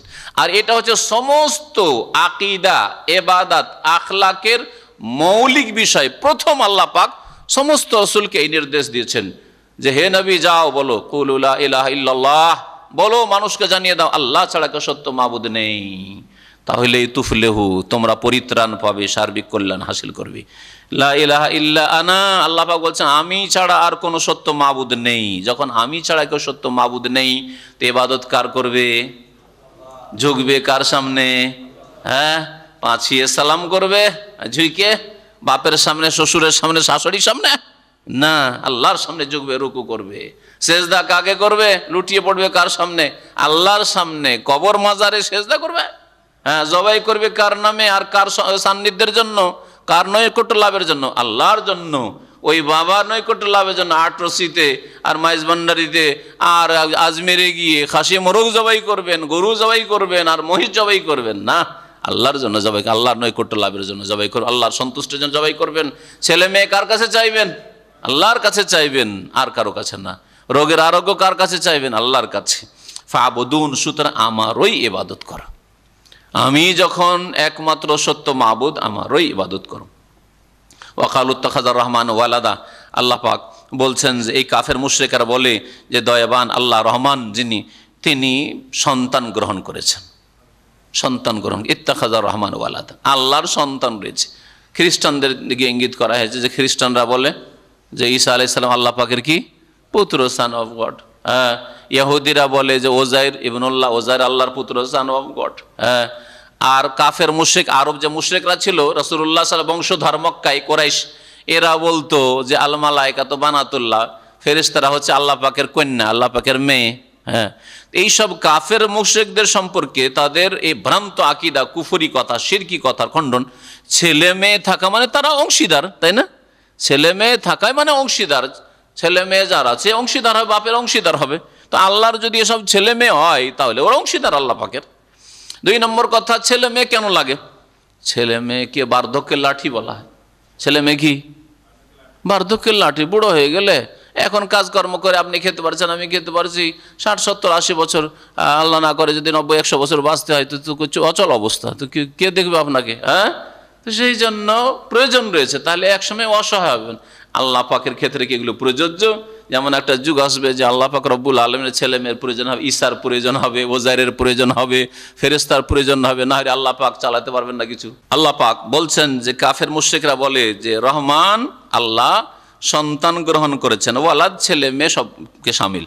সুবহানাহ, আল্লাহ বলছেন আল্লাহ পাক পাক পবিত্র, তার পবিত্রতা ঘোষণা করো তোমরা। বাল ইবাদুন মুকরামুন, বরং এই ফেরেশতারা হচ্ছে সম্মানিত দাস। এরা আল্লাহর পুত্র নয়, আল্লাহর কন্যা নয়। ফেরেশতাকে আরব মুশরিকরা আল্লাহ পাকের মেয়ে বলতো। আল্লাহ বলছেন ইবাদ, এরা বান্দা। তাহলে কেউ মেয়েকে দাসী বলবে না, বলবে নাকি? হ্যাঁ, কেউ ছেলেকে দাস বলবে? আল্লাহ বলছেন ইবাদ। মালায়েকা জিবরাইল, মিকাইল, ইসরাফিল, এই মালায়েকা এরা হচ্ছে মালাকুল মউত, এরা হচ্ছে ইবাদ, বান্দা আমার, দাস। আর মুকরামুন, সম্মানিত, কারণ এরা নেক, সৎ চরিত্রের। নেক সেজন্য মুকরামুন, এরা সম্মানিত আল্লাহ পাকের কাছে। লা ইয়াসবিকুনাহু বিল কওলি, আরো কিছু এখানে মালায়েকা ফেরেশতার বৈশিষ্ট্য আল্লাহ উল্লেখ করেছে। লা ইয়াসবিকুনা বিল কওল, আল্লাহর কথার আগে বাড়ে না, আল্লাহ পাকের কথার আগে বাড়ে না। মানুষ অনেকে অবাধ্য আছে, বেশি নেতাগিরি করা অভ্যাস। হ্যাঁ, তো বাপ মার কথাকে এড়িয়ে আগে আগে চলে, যেটা বলে সেটা করে, না বললেও করে, তাই না? নেতাগিরি করা অভ্যাস অনেকের, মানে নেতৃত্বের একটা থাকে, ওর মধ্যে মহব্বত থাকে। অনেকে আছে কোম্পানিতে কাজ করছেন, ও ফোরম্যান সুপারভাইজার বলুক না বলে আগেই ও নেতাগিরি করবে, একটু নেতাগিরি করা অভ্যাস। হ্যাঁ, মনে করে যে আমি হয়তো এতেই সুনাম পাবো, কিন্তু অনেক সময় ক্ষয়ক্ষতি করে ফেলে। অনেক সময় শোকজ করতে হয়, তুই করলি কেন এটা, কে বলেছে তুই করতে? তো আল্লাহ পাক বলছে যে ফেরেশতারা এরকম করে না যে আগে বেড়েই কাজ করা শুরু করে দিবে, আল্লাহ বলুক আর না বলুক আগে কিছু শুরু করে দিলে, এইরকম করে না। তারপরে যারা অবাধ্য না ফারমান তার আগে বেড়ে যায়, ওই রকমও নয় যে অবাধ্য না ফারমান। লা ইয়াসবিকুনা বিল কওল ওয়া হুম বিআমরিহি ইয়ামালুন, আল্লাহ পাকের নির্দেশ মোতাবেক তারা আমল করে, কর্ম করে। আল্লাহ যেমন হুকুম করেন তেমনই তারা পালন করে। ইয়ালামু মা বাইনা আইদিহিম ওয়া মা খালফাহুম, আর আল্লাহ পাক তাদের সামনে যা ঘটে আর তাদের পেছনে যা হয় সব কিছুই জানেন। আল্লাহ পাক রব্বুল আলামিন সমস্ত সৃষ্টি সম্পর্কে খোঁজ খবর রাখেন, এমনকি মালায়েকার সামনে পেছনে ডানে বামে ওপরে নিচে কোথায় কি হচ্ছে সব কিছুর খবর আল্লাহ পাক রাখেন। এটা আল্লাহ পাকের গুণ এখানে উল্লেখ করা হয়েছে। ওয়ালা ইয়াশফাউনা ইল্লা লিমান ইরতাদা, আর এরা সুপারিশ করতে পারবে না তবে ওই সব লোকদের জন্য যার জন্য আল্লাহ সন্তুষ্ট হবেন, যার জন্য সন্তুষ্ট হবেন। ওয়ালা ইয়াশফাউন, সুপারিশ করতে পারবে না। বোঝা গেল যে শেষ নবী মুহাম্মদ সাল্লাল্লাহু আলাইহি সাল্লামের সবচেয়ে বড় সুপারিশ হবে, এটা তো জানাই আছে আমাদের। হ্যাঁ, শাফাতে উজমা, বৃহৎ শাফাত, আর বিভিন্ন রকমের শাফাত হবে। এছাড়া অন্য অন্য নবী রসুলগণের শাফাত সুপারিশ হবে, আর তারপরে মালায়েকাদের সুপারিশ হবে, ফেরেশতাদের সুপারিশ হবে। এই আয়াত প্রমাণ করে যে মালায়েকা ফেরেশতাও সুপারিশ করবেন ওই সব মুমিন মুসলিমদের জন্য যারা কিছু গুনাহের জন্য শাস্তি পাচ্ছে অথবা মর্যাদা নিচে চলে যাচ্ছে একটু উপরে উঠানোর জন্য ইত্যাদি, তাদেরও শাফাত হবে। ইল্লা লিমান ইরতাদা, কিন্তু শাফাত শর্ত সাপেক্ষ হবে, সবার জন্য নয়। শাফাত এই দুনিয়ার নেতাদের কাছে যেমন সোর্স ব্যবহার করা হয়, হ্যাঁ, মাধ্যম দিয়ে কাজ হাসিল করা হয়, এইরকম নয়। অনেক সময় রাষ্ট্রপতি প্রধানমন্ত্রী কোনো একটা কাজ করে দিতে চায় না, অথবা অর্থমন্ত্রী তার দফতরে না ওই কাজ করে দিতে চায় না, এটা লাইসেন্স বেরোয় না, কিন্তু এক এমপির সোর্স ধরে গেলেন, আর যাওয়ার পরে সাথে সাথে হটলাইন দিয়ে গেলেন, বা আরেকজন মন্ত্রীর মাধ্যমে গেলেন পরিচিত, বা ওর আত্মীয়, ওর ছেলে মন্ত্রীর পোলার মাধ্যমে গেলেন, ওর ছেলের মাধ্যমে গেলেন, ছেলে পটি, আরে আমার ছেলে যখন বলছে তো সংসারের ব্যাপার স্যাপার আছে, যদি ছেলের কথা না মানি তাহলে সংসারে ফাটল ধরতে পারে, ভয় আছে না? আরে মন্ত্রী থাকলেও তার ভয় আছে, নাই? তাহলে দুনিয়ার শাসকদের ব্যাপার স্যাপার আলাদা, রাষ্ট্রপতি আর প্রধানমন্ত্রী হলেও ভয় আছে যে এত বড় একটা মন্ত্রীর সুপারিশ নিয়ে এসছে, যদি কাজটা না করে দিত, ও যদি কেটে গিয়ে আর এক দলে চলে যায়, ভয় আছে না? তাহলে দুনিয়ার যতই শক্তিশালী শাসক হোক না কেন, তারা অনেক সময় চাপের মুখে কাজ করে দেয়। অনেক সময় কাজ করতে চায় না, হয়তো এটা করতো না, কিন্তু চাপের মুখেও কাজটা করে দেয়। আল্লাহর ক্ষেত্রে এইরকম চলবে কি কথা? হ্যাঁ, যে আল্লাহ পাকের সামনে এমন চাপ সৃষ্টি করলো, জিলানি চিস্তি, বাপরে বাপ, আল্লাহ না দিয়ে আর পারলো না, এরকম না? এরা বান্দা দাস আল্লাহ পাকের। আরে মুহাম্মদ রাসূলুল্লাহ সাল্লাল্লাহু আলাইহি ওয়াসাল্লাম চাপ সৃষ্টি করবে আল্লাহর উপরে, এমন কিছু আছে? তাহলে আল্লাহ আলা কুল্লি শাইইন কাদির, সর্বশক্তিমান করতে গেলেন। হ্যাঁ, ফাআলুল লিমা ইউরিদ, আল্লাহ যা চান তাই করেন, কোথায় হলেন? তাহলে যা চান তাই না, আমরা যা চাই তা করতে পারি না, মনে অনেক কিছু চাই কিন্তু করতে পারি না। ডানে বামে এমন অবস্থা তৈরি আছে যে আমরা যা কিছু চাই করতে পারি না, অল্প কিছু করতে পারি, ঠিক না? কত দুর্বল আমরা, যে কোনো মানুষ হোক না কেন পৃথিবীর। পক্ষান্তরে আল্লাহ পাক বলছেন আমি ফাআলুল লিমা ইউরিদ ইয়াফআলু মা ইয়াশা, ইন্নাল্লাহ ইয়াফআলু মা ইয়াশা, আল্লাহ যা চান তাই করেন। তাহলে যদি আল্লাহর কাছে সুপারিশ করা মানে চাপ সৃষ্টি করে কিছু নেওয়া, আল্লাহকে জান্নাত দিতেন না, আল্লাহকে মাফ করতেন না, কিন্তু সুপারিশের চাপে মুখে দিয়ে দিলেন, এইরকম যদি ধারণা রাখা হয় শাফাত সম্পর্কে ভ্রান্ত ধারণা, তাহলে আল্লাহ অসহায়, আল্লাহ দুর্বল, নাউযুবিল্লাহ। এই জন্য শাফাতটা এই বিষয় নয়, শাফাত শর্ত সাপেক্ষ। আল্লাহ প্রথম কথা যার জন্য সুপারিশ করা হবে ওর জন্য সুপারিশে রাজি হইলে যে ঠিক আছে এইরকম শ্রেণী এইরকম গুনাহগার ওদের জন্য করতে পারো। 2 নম্বর কথা, যাকে সুপারিশের অনুমতি ইল্লা লিমান আযিনা লাহ, যদি অনুমতি দেওয়া হয় তাহলে, আর অনুমতি না দেওয়া হলে তার ক্ষমতা নিয়ে কথা বলার ফেরেশতা হইল, তার ক্ষমতা নিয়ে কথা বলার সে নবী হইল। রব্বে সাল্লিম সাল্লিম, আল্লাহ আল্লাহ নাফসি নাফসি নাফসি, আমার কি হবে, আমার কি হবে করবে। আল্লাহ পাক যখন অনুমতি দেবেন, তার সুপারিশকারীকে অনুমতি দিবেন, তাহলে হবে যার জন্য বা যেই শ্রেণীর লোকদের জন্য, গুনাহগারদের জন্য সুপারিশের অনুমতি তার জন্য সুপারিশ হবে, আর মুশরিকের জন্য সুপারিশ হবে না। বেনামাজি সম্পর্কে আল্লাহ সূরাতুল মুদ্দাসিরে বলেছেন ফামা তানফাহু শাফাআতু শাফিঈন, সুপারিশ হবে না। বেনামাজি মুসলিম আর নবীর সুপারিশের আশা করে বসে আছেন, বড় আশা আকাঙ্ক্ষা নিয়ে, এমনটা না হয় যাতে করে 5 ওয়াক্ত নামাজ পড়েন আর শিরক মুক্ত হন, কবর মাজার পূজার ধর্ম নিয়ে বসে আছেন, আর সুপারিশের বড় বড় আশা নিয়ে বসে আছেন। হ্যাঁ, পীর মুরিদির মুরিদ হওয়ার শিরক আর বিদআতে লিপ্ত হয়ে রয়েছেন, আর সুপারিশের আশা করে বসে আছেন, কখনো না। আপনার পীর কোথায়? নবী রাসূলগণও চাপ সৃষ্টি করার অধিকার রাখেন আল্লাহর সামনে, তো আপনার পীর কোন ক্ষেতের মুলি, কোন ক্ষেতের মূলা যে সে গিয়ে আল্লাহর সামনে চাপ সৃষ্টি করবে, আল্লাহ দিতে বাধ্য হবে, আর বড় বড় শিপ আর জাহাজ আর নৌকা নিয়ে চলে আসবার সবকে উঠিয়ে নিয়ে একবারে জান্নাতে লাগিয়ে দিবে। আল্লাহ পাক রব্বুল আলামিন বলছেন যে ওয়ালা ইয়াশফাউনা ইল্লা লিমান ইরতাদা, আর এই ফেরেশতারা সুপারিশ করতে পারবে না তবে লিমান ইরতাদা, যার জন্য আল্লাহ রাজি হবেন, সন্তুষ্ট হবেন, ঠিক আছে এদের জন্য করো। ওয়া হুম মিন খাশিয়াতিহি মুশফিকুন, ফেরেশতা এত শক্তিশালী আল্লাহর সৃষ্টি, মানুষ 3.5 হাতের মানুষ, আর ফেরেশতা একটা ফেরেশতার 600 যদি ডানাই থাকে, 600 ডানা থাকে। জিবরাইল আলাইহিস সালাম নেমে আসছেন, বলছে কাদ সাদ্দাল উফুক, একটা দিগন্ত পুরা ঘেরে ফেলে। দিগন্ত মানে ধরেন উত্তর পূর্ব কোণ থেকে শুরু করে দক্ষিণ পূর্ব কোণ, এটা দিগন্ত, ঠিক না? উফুক পুরোটাকে ঘেরে ফেলেছে একটা ফেরেশতায়। চিন্তা করুন তাহলে কত শক্তিশালী একটা ফেরেশতা, এইরকম আসমান জমিনকে মিনিটের মধ্যে উল্টে পাল্টে শেষ করে দেবেন। আল্লাহ এত শক্তি দিয়েছেন, তারপরেও আল্লাহর ভয়ে আল্লাহ বলছেন ওয়াহুম মিন খাশিয়াতিহি, এই সমস্ত ফেরেশতারা আল্লাহর ভয়ে মুশফিকুন, ভীত সন্ত্রস্ত, ভয়ে কাঁপে থরথর করে, আল্লাহর সামনে আল্লাহর ভয়ে কাঁপতে থাকে। সুবহানাল্লাহ। কিন্তু মানুষ, আদম সন্তান অবাঞ্ছিত, ওমা কাদারুল্লাহ হাক্কা কাদরিহি, আল্লাহ পাকের যথাযোগ্য মর্যাদা দিল না, শ্রদ্ধা সম্মান করলো না, ইবাদত বন্দেগী করলো না। ওমাই ইয়াকুল মিনহুম ইন্নী ইলাহুম মিন দুনি, আরো শুনে রাখো আল্লাহ পাক বলছেন যে এই ফেরেশতাদের কেউ যদি দাবি করে যে আমি যখন এত শক্তিশালী আর 7 আসমানের উপরে যেতে পারি, আল্লাহর আরশের কাছে যেতে পারি, আল্লাহর কথা নিয়ে দ্রুত মিনিটের মধ্যে আমি মুহূর্তের মধ্যে জমিনে পৌঁছিতে পারি, নবী রাসূলের কাছে পৌঁছিতে পারি, আর আসমান জমিন সব কিছু ভ্রমণ করতে পারি, এত ক্ষমতা রাখি, তাহলে আমিও ইবাদতের হক রাখি, আমারও পূজা করো, এইরকম কোন ফেরেশতা যদি দাবি করে, সুবহানাল্লাহ, আল্লাহ কত কঠোর শাস্তির কথা শুনিয়েছেন। শোনেন, কোন ফেরেশতা জিবরাইলও যদি দাবি করে যে আমাকে সেজদা করো, আমার সামনে রুকু করো, ঝুঁকো, আমার কাছে দোয়া করো, আমি দেব, যদি এই দাবি করে, আল্লাহ বলছেন ওমাই ইয়াকুল মিনহুম ইন্নী ইলাহু মিন দুনিহি, এই ফেরেশতাদের মধ্যে কেউ যদি বলে যে আমি আল্লাহ ছাড়া এক এলাহ, আর এক এলাহ আমিও মাবুদ, ফাযালিকা নাজজিহি জাহান্নাম, তাহলে এই ফেরেশতাকে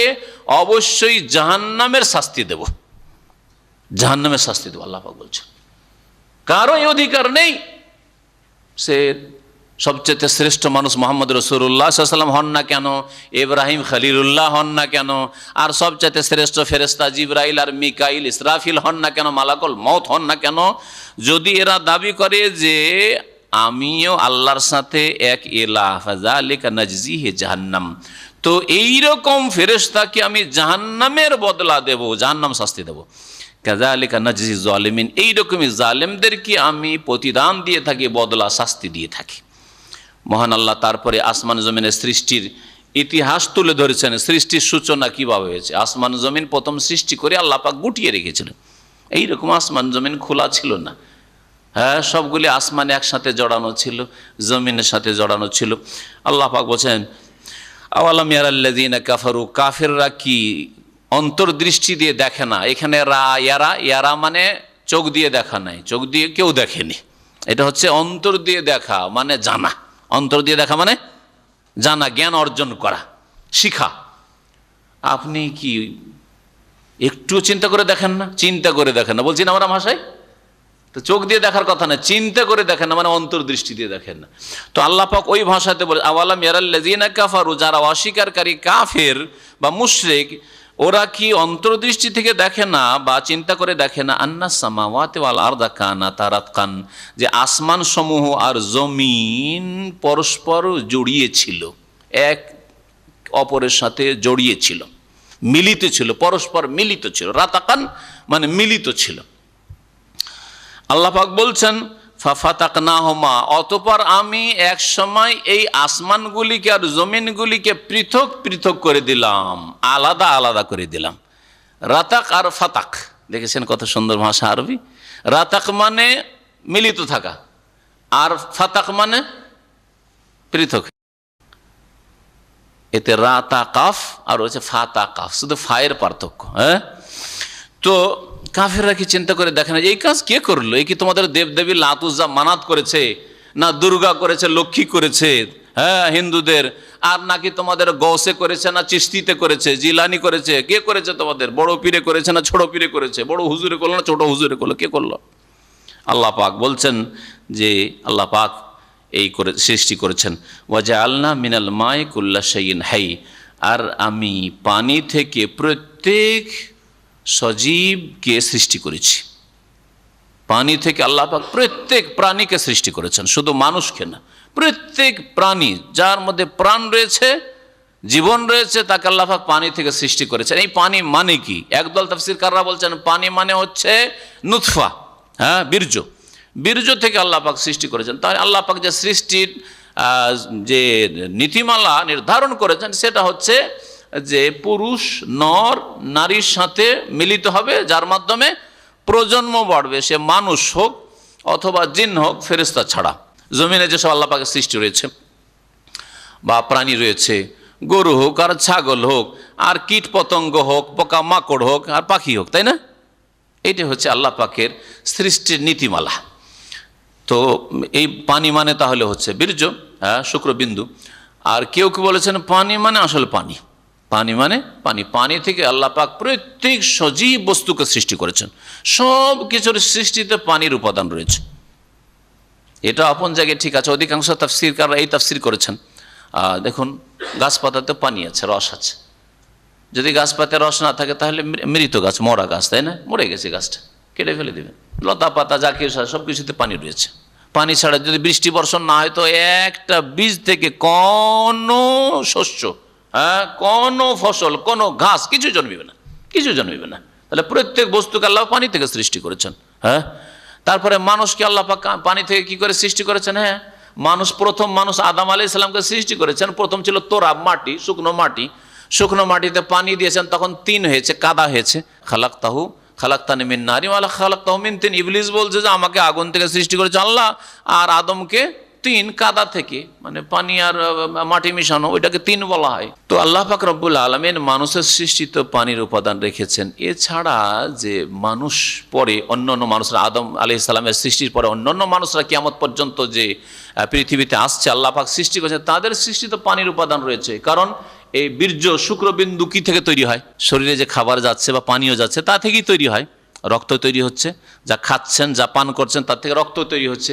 আর এই রক্ত থেকে একটা অংশ কি হচ্ছে? এই খাদ্য থেকে একটা অংশ কি তৈরি হচ্ছে? বীর্যতে। সাবালক হলে বীর্য তৈরি হচ্ছে, নাবালক দেখেন বীর্য তৈরি হয় না।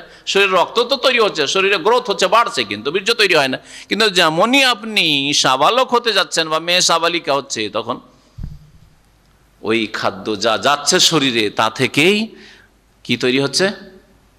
এই বীর্য তৈরি হচ্ছে, আর তা দিয়ে মানুষের প্রজন্ম বাড়ছে। তাহলে আসল যে খাদ্য, যেটা আপনার খেয়েছেন বা পানি খেয়েছেন, ওখান থেকে ওতে পানি রয়েছে। তাহলে প্রত্যেক বস্তুকে, প্রত্যেক সজীবকে আল্লাহ পাক রব্বুল আলামিন পানি দিয়ে সৃষ্টি করেছেন। এর এই দুটোই তাফসীর হতে পারে। আফালা ইউমিনুন, তারা বিশ্বাস করে না যে আল্লাহ পাক সৃষ্টিকর্তা। নাস্তিক বিশ্বাস করে না, নাস্তিক বিশ্বাস করে না। মুশরিক ভ্রান্ত বিশ্বাস রাখে। মুশরিক যদি আল্লাহর কথা বলে, কিন্তু আল্লাহকে অসহায় আল্লাহ করে রেখে দিয়েছে, খোঁড়া আল্লাহ তাদের কাছে, আর বাকি সব কিছু আল্লাহর গোলাম দাসদের কাছ থেকে নেই, চাই। আল্লাহ পাক রব্বুল আলামিন বলছেন ওয়াজআলনা ফিল আরদি রাওয়াসি আন তামিদা বিহিম, আর আমি এই পৃথিবীতে মজবুত পর্বতমালা স্থাপিত করেছি। রাসিয়াতনের বহুবচন রাওয়াসি, জাবাল বা জেবাল, জাবালের বহুবচন জেবাল মানে পাহাড়, ছোট হইতে পারে, বড় হইতে পারে পাহাড়। আর রাসিয়া বলা হয় বড় বড় পাহাড় পর্বত, বড় বড় বিশাল বিশাল পর্বতমালা। তো বিশাল বিশাল পর্বতমালাকে আল্লাহ পাক স্থাপিত করেছেন জমিনে। কেন? বলছে আনতামিদা বেহিম, যাতে করে এদেরকে নিয়ে নড়াচড়া শুরু না করে। জমিন এমনভাবে নড়াচড়া শুরু করলো যে বসবাসযোগ্য থাকলো না, বাড়িঘর তৈরি করতে পারে না, মানুষ স্থির দাঁড়াইতে পারে না, হাঁটা তো দূরের কথা, চলাফেরা তো দূরের কথা, আর ঘুম আসা তো দূরের কথা। সামান্য একটু ভূমিকম্প যদি অনুভব হয়ে যায় তো কোথায় পালাবেন দিশে পাচ্ছেন না আপনি। বাড়ি ছেড়ে পালিয়ে চলে যাচ্ছেন, কোথায় যাব, কোথায় বাঁচবো? তাহলে আল্লাহ পাক এই জমিনকে সৃষ্টি করার পরে যে অবস্থাটা ছিল, যে জমিন কি করছিল? নড়াচড়া করছিল, স্থির ছিল না, কাঁপছে। এতে তো বসবাস করতে পারবে না, এতে মানুষ চলাফেরা করতে পারবে না, এতে এক জায়গায় থেকে অন্য জায়গায় যেতে পারবে না, এতে কোনো রকম স্থির থাকতে পারবে না, ইবাদতবন্দি করতে পারবে না। আল্লাহ পাক ইবাদতের জন্য সৃষ্টি করেছে মানুষকে, তাও করতে পারবে না। আল্লাহ পাক তখন পর্বতমালা সৃষ্টি করে এগুলিকে কিলক স্বরূপ, যেমন তাঁবু, টেন্ট, খেমা, তাঁবুকে স্থাপিত করার জন্য কিলক পুঁতে কি করেন? স্থির করে দিলেন। এখন ঝড় বাতাস আসলেও আপনার তাঁবুকে কেউ উড়িয়ে নিয়ে যেতে পারবে না, বা শামিয়ানা উড়িয়ে নিয়ে যেতে পারবে না, ওই রকম। ওয়াজআলনা ফিহা ফিজাজান সুবুলা, আর এই জমিনে, ফিহা মানে এই জমিনে একটি তাফসীর, অথবা কেউ কেউ বলেছেন এই পাহাড় পর্বতমালার মাঝে মাঝেই আমি প্রশস্ত রাস্তা তৈরি করেছি। দুটোই তাফসীর হইতে পারে। আল্লাহ জমিনে রাস্তা তৈরি করেছেন, হ্যাঁ, যাতে করে মানুষ চলতে পারে, রাস্তার ব্যবস্থা করে দিয়েছেন আল্লাহ পাক রব্বুল আলামিন। যদি এইরকম রাস্তার ব্যবস্থা না থাকতো তাহলে চলতে পারতো। রাস্তা মানে শুধু পাকা রাস্তায় নাই, চলার মতো যোগ্য যদি না করতেন আল্লাহ পাক রব্বুল আলামিন, সব জায়গায় যদি পাহাড় আর পাহাড় হয়ে থাকতো, উঁচা হয়ে থাকতো, তাহলে এক জায়গা থেকে অন্য জায়গায় মানুষের যাওয়া কঠিন হয়ে যেত। কেন মক্কায় চলাফেরা কত কষ্টকর ছিল, এত সুড়ঙ্গ তৈরি হওয়ার পরেও মক্কাতে গাড়ি চালাতে বা চলাফেরা করতে কষ্ট হয়, ঠিক না? কিন্তু মদিনায়, অন্য জায়গায়, এখানে দমদমে কোনো কষ্ট হয় না, তাই না? তো আল্লাহ পাক রব্বুল আলামিন প্রশস্ত রাস্তার ব্যবস্থা করেছেন জমিনে, এমনকি পাহাড় পর্বতমালার মাঝেও মাঝে মাঝে উপত্যকা রেখেছেন। দুটি পাহাড় আসছে মাঝখান দিয়ে সরু হয়ে চলে গেছে খোলা নিচু জায়গা, স্থল জায়গা, যেখান দিয়ে আপনি এই এলাকা থেকে ওই এলাকা যেতে পারবেন। দুই পাহাড়ের মাঝখান দিয়ে এই দিক ওই দিক করে আপনি অন্যদিকে চলে যেতে পারছেন। আপনি মক্কা থেকে মদিনা, রাসূলুল্লাহ সাল্লাল্লাহু আলাইহি ওয়াসাল্লাম জামানায় যখন এইরকম পাকা রাস্তাও ছিল না, আজকে থেকে 100 বছর আগেই ছিল না, তখন মানুষ কিভাবে যেত? আপনি একটু যদি ভালো করে গভীরভাবে চিন্তা করেন, যখন আপনি যাবেন মদিনা থেকে মক্কা সফর করবেন অথবা মক্কা থেকে মদিনা আসবেন, আর বিশেষ করে পুরাতন রাস্তা যে বদরের রাস্তা দিয়ে যদি যান বদরের দিকে, তো সুবহানাল্লাহ, দুই দিকে পাহাড় আর পাহাড়, পাহাড় পাহাড় পাহাড়, ওর মাঝখান দিয়ে যেখানে একটু নিচু জায়গায় উপত্যকা পেয়েছে ওখান দিয়ে রাস্তা তৈরি করেছে। আর এই জন্য অনেক ঘোরা রাস্তা, সোজা অনেক কাছে হবে, কিন্তু ঘুরে ঘুরে ঘুরে পাহাড়ের মাঝখান দিয়ে যেতে হয়। আল্লাহ পাক এইরকম রাস্তার ব্যবস্থা করেছেন এই জমিনে, শুধু পাহাড় করে রেখে দেননি যাতে মানুষের যাতায়াত মুশকিল হয়ে যায়। আল্লাহ পাক রব্বুল আলামিন ইরশাদ করছেন যে আমি এই জমিনকে স্থির করেছি পাহাড় পর্বত দিয়ে, আর তারপরে জমিনে প্রশস্ত রাস্তার ব্যবস্থা করেছি। কেন? লাআল্লাহুম ইয়াহতাদুন, যাতে করে তারা রাস্তা পায়, যাতে করে তারা রাস্তা পায়। রাস্তা পায়ের তাফসীর দুটো হইতে পারে। একটি হচ্ছে যে যাতে করে এক জায়গা থেকে আরেক জায়গায় তার গন্তব্যস্থলে পৌঁছিতে পারে। ভাই কারো প্রয়োজন রয়েছে যে আমি এখানে দাম্মাম থেকে যাব মক্কা যাব, তো যাতে রাস্তা পাই। আর যদি এমন হতো যে না, রাস্তার কোনো ব্যবস্থাই নেই, যে যাবেন ওরকম কোনো উপায় পাচ্ছেন না, তাহলে মুশকিল হয়ে যেত। লাআল্লাহুম ইয়াহতাদুন, তাহলে এই রাস্তাকে বোঝানো হয়েছে। আর কেউ কেউ বলেছেন যাতে করে রাস্তা পায় মানে জীবিকা অর্জনের রাস্তা পায়। এই জমিনে চলাফেরার জন্য এক জায়গা থেকে আরেক জায়গায় যাওয়ার জন্য আল্লাহ পাক প্রশস্ত রাস্তা তৈরি করেছেন, সুব্যবস্থা দিয়েছেন, যাতে মানুষ রুজি রোজগার করতে পারে। হয়তো আপনার পেটের ভাতের ব্যবস্থা আপনার এলাকা হচ্ছে না, আরেক জায়গায় যেতে, আরেক দেশে যেতে হবে।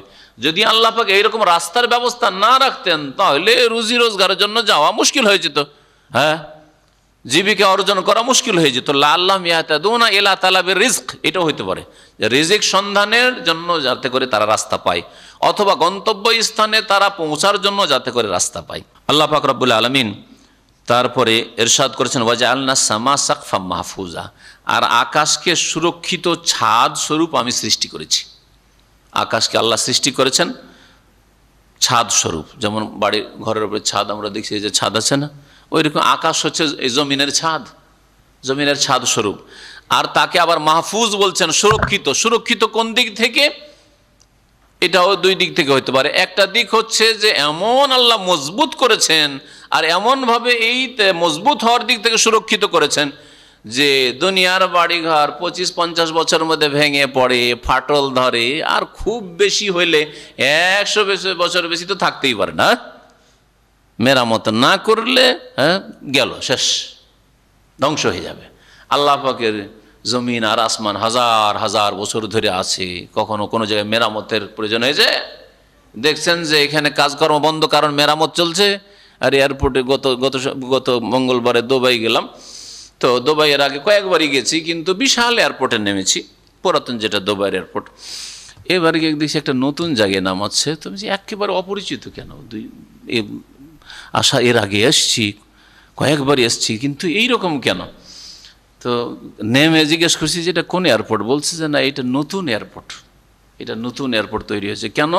বলছে পুরাতন এয়ারপোর্টের রানওয়ে এখন মেরামত চলছে, কাজ চলছে, এই মেরামত বোঝাচ্ছিল, যার ফলে ওইটা বন্ধ, ওখানে আর ল্যান্ডিং হয় না। নতুন এয়ারপোর্ট যেটা তৈরি হয়েছে সেখানে এখন প্লেনগুলি ল্যান্ড করছে, বুঝতে পারছেন? তাহলে দুনিয়াতে এত শক্তিশালী এয়ারপোর্ট, তারপরে রানওয়ে, তাতেও মেরামতের জন্য বছর 2 বছরেই রানওয়ে বন্ধ করে দিতে হচ্ছে, এয়ারপোর্ট বন্ধ করে দিতে হচ্ছে, হ্যাঁ, কাজকর্ম বন্ধ করে দিতে হচ্ছে, বসবাস বন্ধ করে দিতে হচ্ছে, বিল্ডিং খালি করে দিতে হচ্ছে। কিন্তু আল্লাহর জমিনে, আল্লাহর আসমানে তো এরকম কোনো মেরামত দেখা যায় না। সুবহানাল্লাহ, সুবহানাল্লাহ, সুবহানাল্লাহ। এই আল্লাহ পাকের সৃষ্টি, আল্লাহ পাকের কারিগরি। আল্লাযী আতকানা কুল্লা শাই, যিনি সব কিছু কত সুঠাম করেছেন আর কত সূক্ষ্ম করেছেন আর কত মজবুত করেছেন আল্লাহ পাক রব্বুল আলামিন। যে আল্লাহ পাক এই ছাদকে মাহফুজ, সুরক্ষিত করেছেন এই অর্থে যে ভাঙচুর হয় না, মেরামত লাগে না। আর দ্বিতীয় হচ্ছে যে আল্লাহ পাক এই আসমানকে, আকাশকে সুরক্ষিত ছাদ স্বরূপ করেছেন জিন শয়তান থেকে। জিন শয়তান আকাশের দিকে যাওয়ার চেষ্টা করে, কৌতূহল জাগে তাদের যে আকাশের খবর জানবো, কি হচ্ছে, ফেরেশতারা কি বলা বলি করে, আল্লাহর কি ফয়সালা সিদ্ধান্ত যে জানবো, জানার জন্য যাওয়ার চেষ্টা করে। উল্কা পিণ্ড দিয়ে এমনভাবে আঘাত করা হয় যে তাদেরকে জ্বালিয়ে ধ্বংস করে দেওয়া হয়, আর যেতে পারে না। মাহফুজা, আল্লাহ আকাশকে সুরক্ষিত করে দিয়েছেন। আর না হলে এই শয়তানরা কি করতো জানেন? যে তো ওহি, বিশেষ করে ওহি নাজেল হওয়ার জামান, নবী রসুলদের জামানায়, আর বিশেষ করে শেষ রাসূল মুহাম্মদ সাল্লাল্লাহু আলাইহি সাল্লামের ওপর ওহি আসার জামানায় ওপরে যাওয়ার চেষ্টা করতো। আর যাওয়ার পর জিবরাইল ওহি আনার আগে, মুহাম্মদ সাল্লাল্লাহু আলাইহি সাল্লামের কাছে আসার আগে ওইখান থেকে শুনে দৌড় দিয়ে ছুটে আসতো জিন। আর আসার পরে ওই গণকদেরকে বলে দিত, আরে আজকে এই হবে রে, এই হবে রে, সেই হবে রে। আর ওরাও আয়াতটা পাঠ করতো। তাহলে রাসূলুল্লাহ সাল্লাল্লাহু আলাইহি ওয়াসাল্লাম কথার কোনো মূল্য থাকতো না, ওহি আর হেফাজতে থাকতো না। লোকেরা বলতো যে আবার রসুল কি করে, অমুকও তো বলছে এই কথাগুলি, ওই গণকও তো এই কথা বলছে, তো মোহাম্মদও তো গণক, তাহলে মোহাম্মদকে রসুল মানতো না তাহলে সাল্লাল্লাহু আলাইহি ওয়াসাল্লাম। বুঝতে পেরেছেন? সেই জন্য আল্লাহ পাক সাকফান মাহফুজা, আকাশকে সুরক্ষিত করে দিয়েছেন। কোনো জিন শয়তান আকাশের দিকে যেতেই পারে না। যাওয়ার চেষ্টা করলে, আসমানের খবর জানার চেষ্টা করলে, ফাতওয়াহু শিহাবুন সাকিব, জ্বলন্ত উল্কাপিণ্ড তাদের উপর, তাদের ধাওয়া করে আর তাদের উপর আঘাত হানে, ধ্বংস করে দেয়। ওহুম আন আয়াতিহা মুরিজুন, আর এই মানুষরা, এই কাফের মুশরিকেরা, যারা ঈমান রাখে না, যারা সৎকর্মশীল নয়, আল্লাহ পাকের নিদর্শনাবলী থেকে বিমুখ হয়ে রয়েছে। ওয়াহুয়াল্লাযী খালাকাল লাইলা ওয়ান নাহারা ওয়াশ শামসা ওয়াল কামার, আল্লাহ সেই জাতে পাক যিনি রাত সৃষ্টি করেছেন, দিন সৃষ্টি করেছেন, সূর্য চন্দ্র সৃষ্টি করেছেন। কুল্লুন ফি ফালাকিন ইয়াসবাহুন, এর প্রত্যেকটি নিজ নিজ কক্ষে সাঁতার কাটছে। প্রত্যেকটি, অর্থাৎ সূর্য, চন্দ্র, যতগুলি তারকা, নক্ষত্র, গ্রহ রয়েছে, নিজ নিজ কক্ষে, ফালাক নিজ নিজ কক্ষে যে রাস্তা রয়েছে, পথ রয়েছে, তাতে ইয়াসবাহুন সাঁতার দিচ্ছে। যেমন মানুষ সাঁতার দেয়, ওই রকমে যেন আকাশ পথে এগুলি আল্লাহ পাকের সৃষ্টি কি করছে, সাঁতার দিচ্ছে। সাঁতার দেওয়া আল্লাহ পাক, সাবাহা ইয়াসবাহু মানে সাঁতার কাটা। ওমা জাআলনা লিবাশারিন মিন ক্বাবলিকাল খুলদ, হে নবী মুহাম্মদ সাল্লাল্লাহু আলাইহি সাল্লাম, তোমার পূর্বে কোন মানুষকে স্থায়িত্ব দান করিনি। তোমার পূর্বে কোন মানুষ চিরকাল থাকতে আসেনি আর থাকেও নি। আফাইম মিথ্যা, সুতরাং তুমি যদি মারা যাও, ভালো করে শোনেন, আল্লাহর ভাষায় শোনেন, আমাদের কথা নয়, এটা ওয়াহাবিদের কথা নয়, এটা কোরআনের কথা। শুনে রাখেন, এই বিদাতিরা শুনে রাখো, যাদেরকে ওয়াহাবি বলছো, ওয়াহাবিদের কথা নিজের মন গড়া কথা না, যাদেরকে তোমরা ওয়াহাবি বলে গাল দেওয়ার উদ্দেশ্য করে থাকো। ওয়াহাব তো আল্লাহর নাম, তো ওয়াহাবি মানে যারা আল্লাহওয়ালা, রব্বানি, হ্যাঁ, তারাই, যারা হক্কানি, যারা রব্বানি, তারাই ওয়াহাবি হইতে পারে। শুনে রাখেন ভালো করে। নামটা মন্দ দিতে চেয়েছিল, কিন্তু আল্লাহ তাদের তৌফিক দানি, ব্যর্থ করেছে। বলেন আলহামদুলিল্লাহ। কোরআন হাদিসের অনুসারীদেরকে বিদাতপন্থী কবর পূজারীরা আর ইংরেজ জালেমরা, এরা গাল দিয়ে একটা নাম দিতে চেয়েছিল, কিন্তু নাম খুঁজার, গাল আর খারাপ নাম খুঁজার আল্লাহ তৌফিক দেয়নি। আল্লাহর সাথে সম্পৃক্ত, আল্লাহ 99টি নামের মধ্যে একটি নাম হচ্ছে আল ওয়াহাব, ওর সাথে সম্পৃক্ত একটি নাম দিয়েছে। বলেন আলহামদুলিল্লাহ। ওয়াহাব মানে আল্লাহ, ওয়াহাবি মানে আল্লাহওয়ালা, আর রব্বানি মানে রবওয়ালা, আল্লাহওয়ালা, আর হক্কানি মানে হকওয়ালা, আল্লাহওয়ালা। হক আল্লাহর নাম, যেমন হক আল্লাহর নাম হক, ওই রকমই রব আল্লাহর নাম, ওই রকমই ওয়াহাব আল্লাহর নাম। তো নাম কি খারাপ হয়েছে? খারাপ নাম দিতে পারেনি, উদ্দেশ্য তারা খারাপ করেছে, কিন্তু আল্লাহ পাক তাদেরকে ব্যর্থ করেছে। আল্লাহ পাক তাদের সর্বনাশ করুক। আল্লাহ পাক তাদের যাকে হেদায়েত করবেন তাদেরকে হেদায়েত করুক। আর বাকি যারা কোরআন এবং হাদিস বিদ্বেষী, দলিল বিদ্বেষী, যারা দলিল মোতাবেক চলতে চায় না, আসমানি সিলেবাস ওয়াহি বিদ্বেষী, আল্লাহ পাক তাদেরকে যেন সর্বনাশ করেন। সম্মানিত ভাতৃমণ্ডলী, আল্লাহ পাক রব্বুল আলামিন বলছেন যে, হে নবী, তোমার পূর্বে কেউ চিরকাল থাকতে আসেনি, কোনো মানুষ। আফাই মিথ্যা, তাহলে তুমি যদি মারা যাও, মিথ্যা, আজকাল আমাদের দেশের বিদাতপন্থীরা দুই রকম আছে। একদল বলছে নবী মারাই যায়নি, জীবিত আছে। নবী কি বলছে? মারাই যায়নি।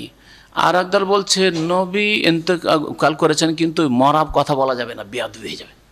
নবী মারা গেছেন, বেয়াদবি হয়ে যাবে। নবী ইন্তেকাল করেছেন, বেয়াদবি হয়ে যাবে।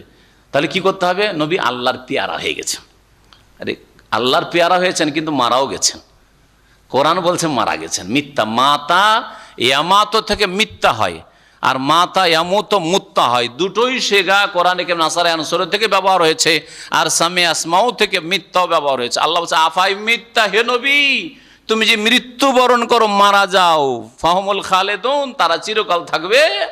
আবু জাহাল, আবু লাহাব, উতবা, সাইবা হবে তোমার কাফের শত্রুরা চিরকাল থাকবে। সবাই চিরকাল থাকার জন্য চায়, তুমি শুধু মারা যাবে। তার মানে নবী মারা গেছেন না যান নাই? হ্যাঁ, কোরআন বলছে মারা গেছেন। সূরা আম্বিয়া আয়াত নম্বর 34 ভালো করে মনে রাখেন।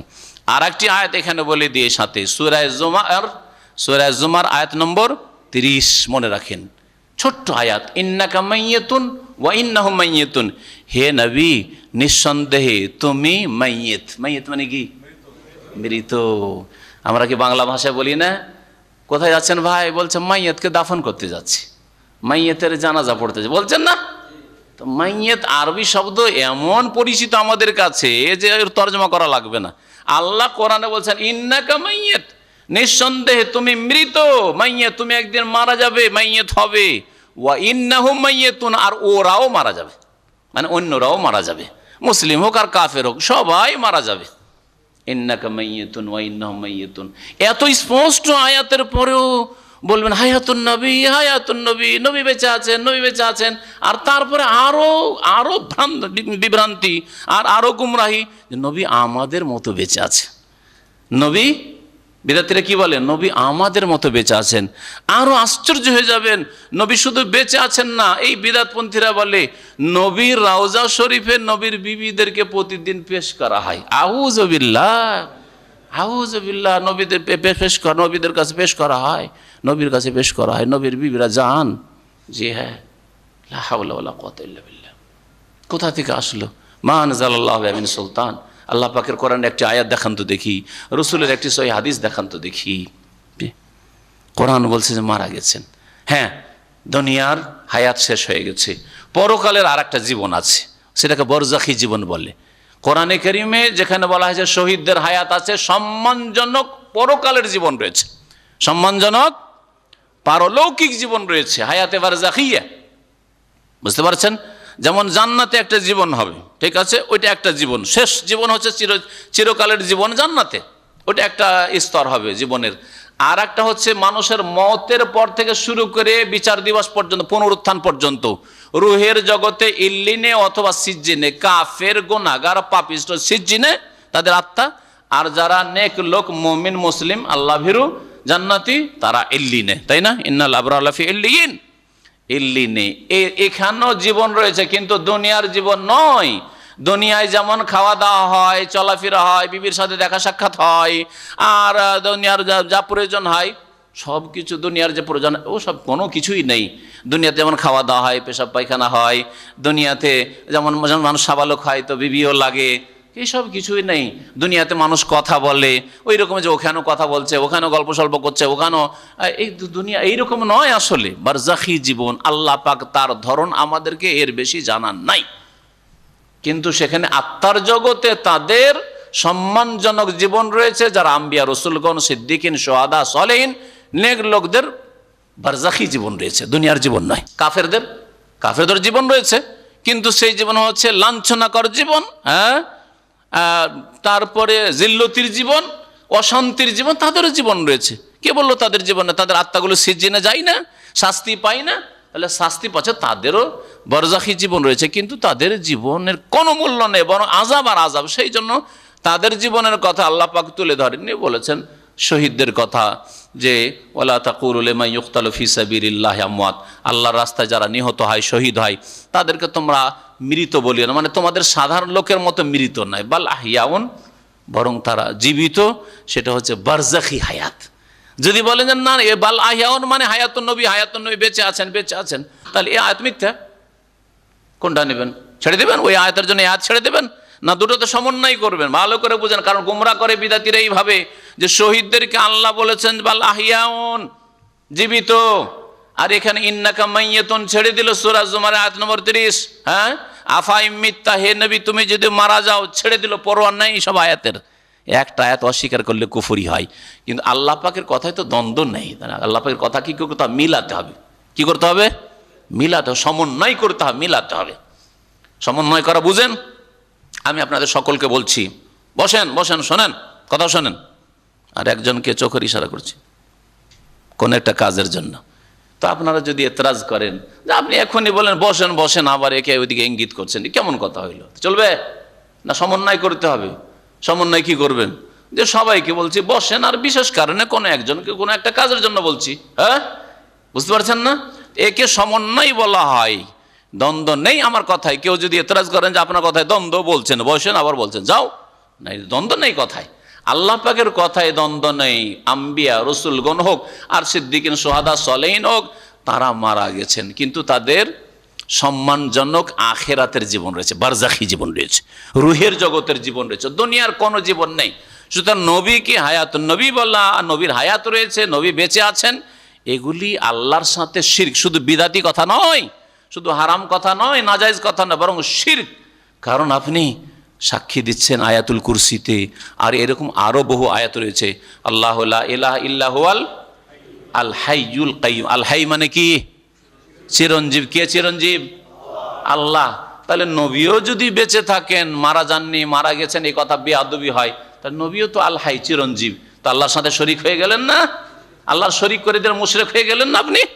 মুশরিকের আকীদা রাখলেন না যে আল্লাহ ও হাই, চিরঞ্জীব, আর নবীও চিরঞ্জীব, নবীও মারা যাননি। নবী শুধু পর্দার আড়ালে হয়ে গেছেন, নবীর চোখের আড়ালে চলে গেছেন। হ্যাঁ, নবী আল্লাহর সাথে মিলে গেছেন, আল্লাহর সাথে সাক্ষাৎ করেছেন, আল্লাহর হাবিব, আল্লাহর পেয়ারা হয়ে গেছেন। এগুলো বিদাতীদের ভাষা, এগুলো হচ্ছে বিদাতীদের ভাষা।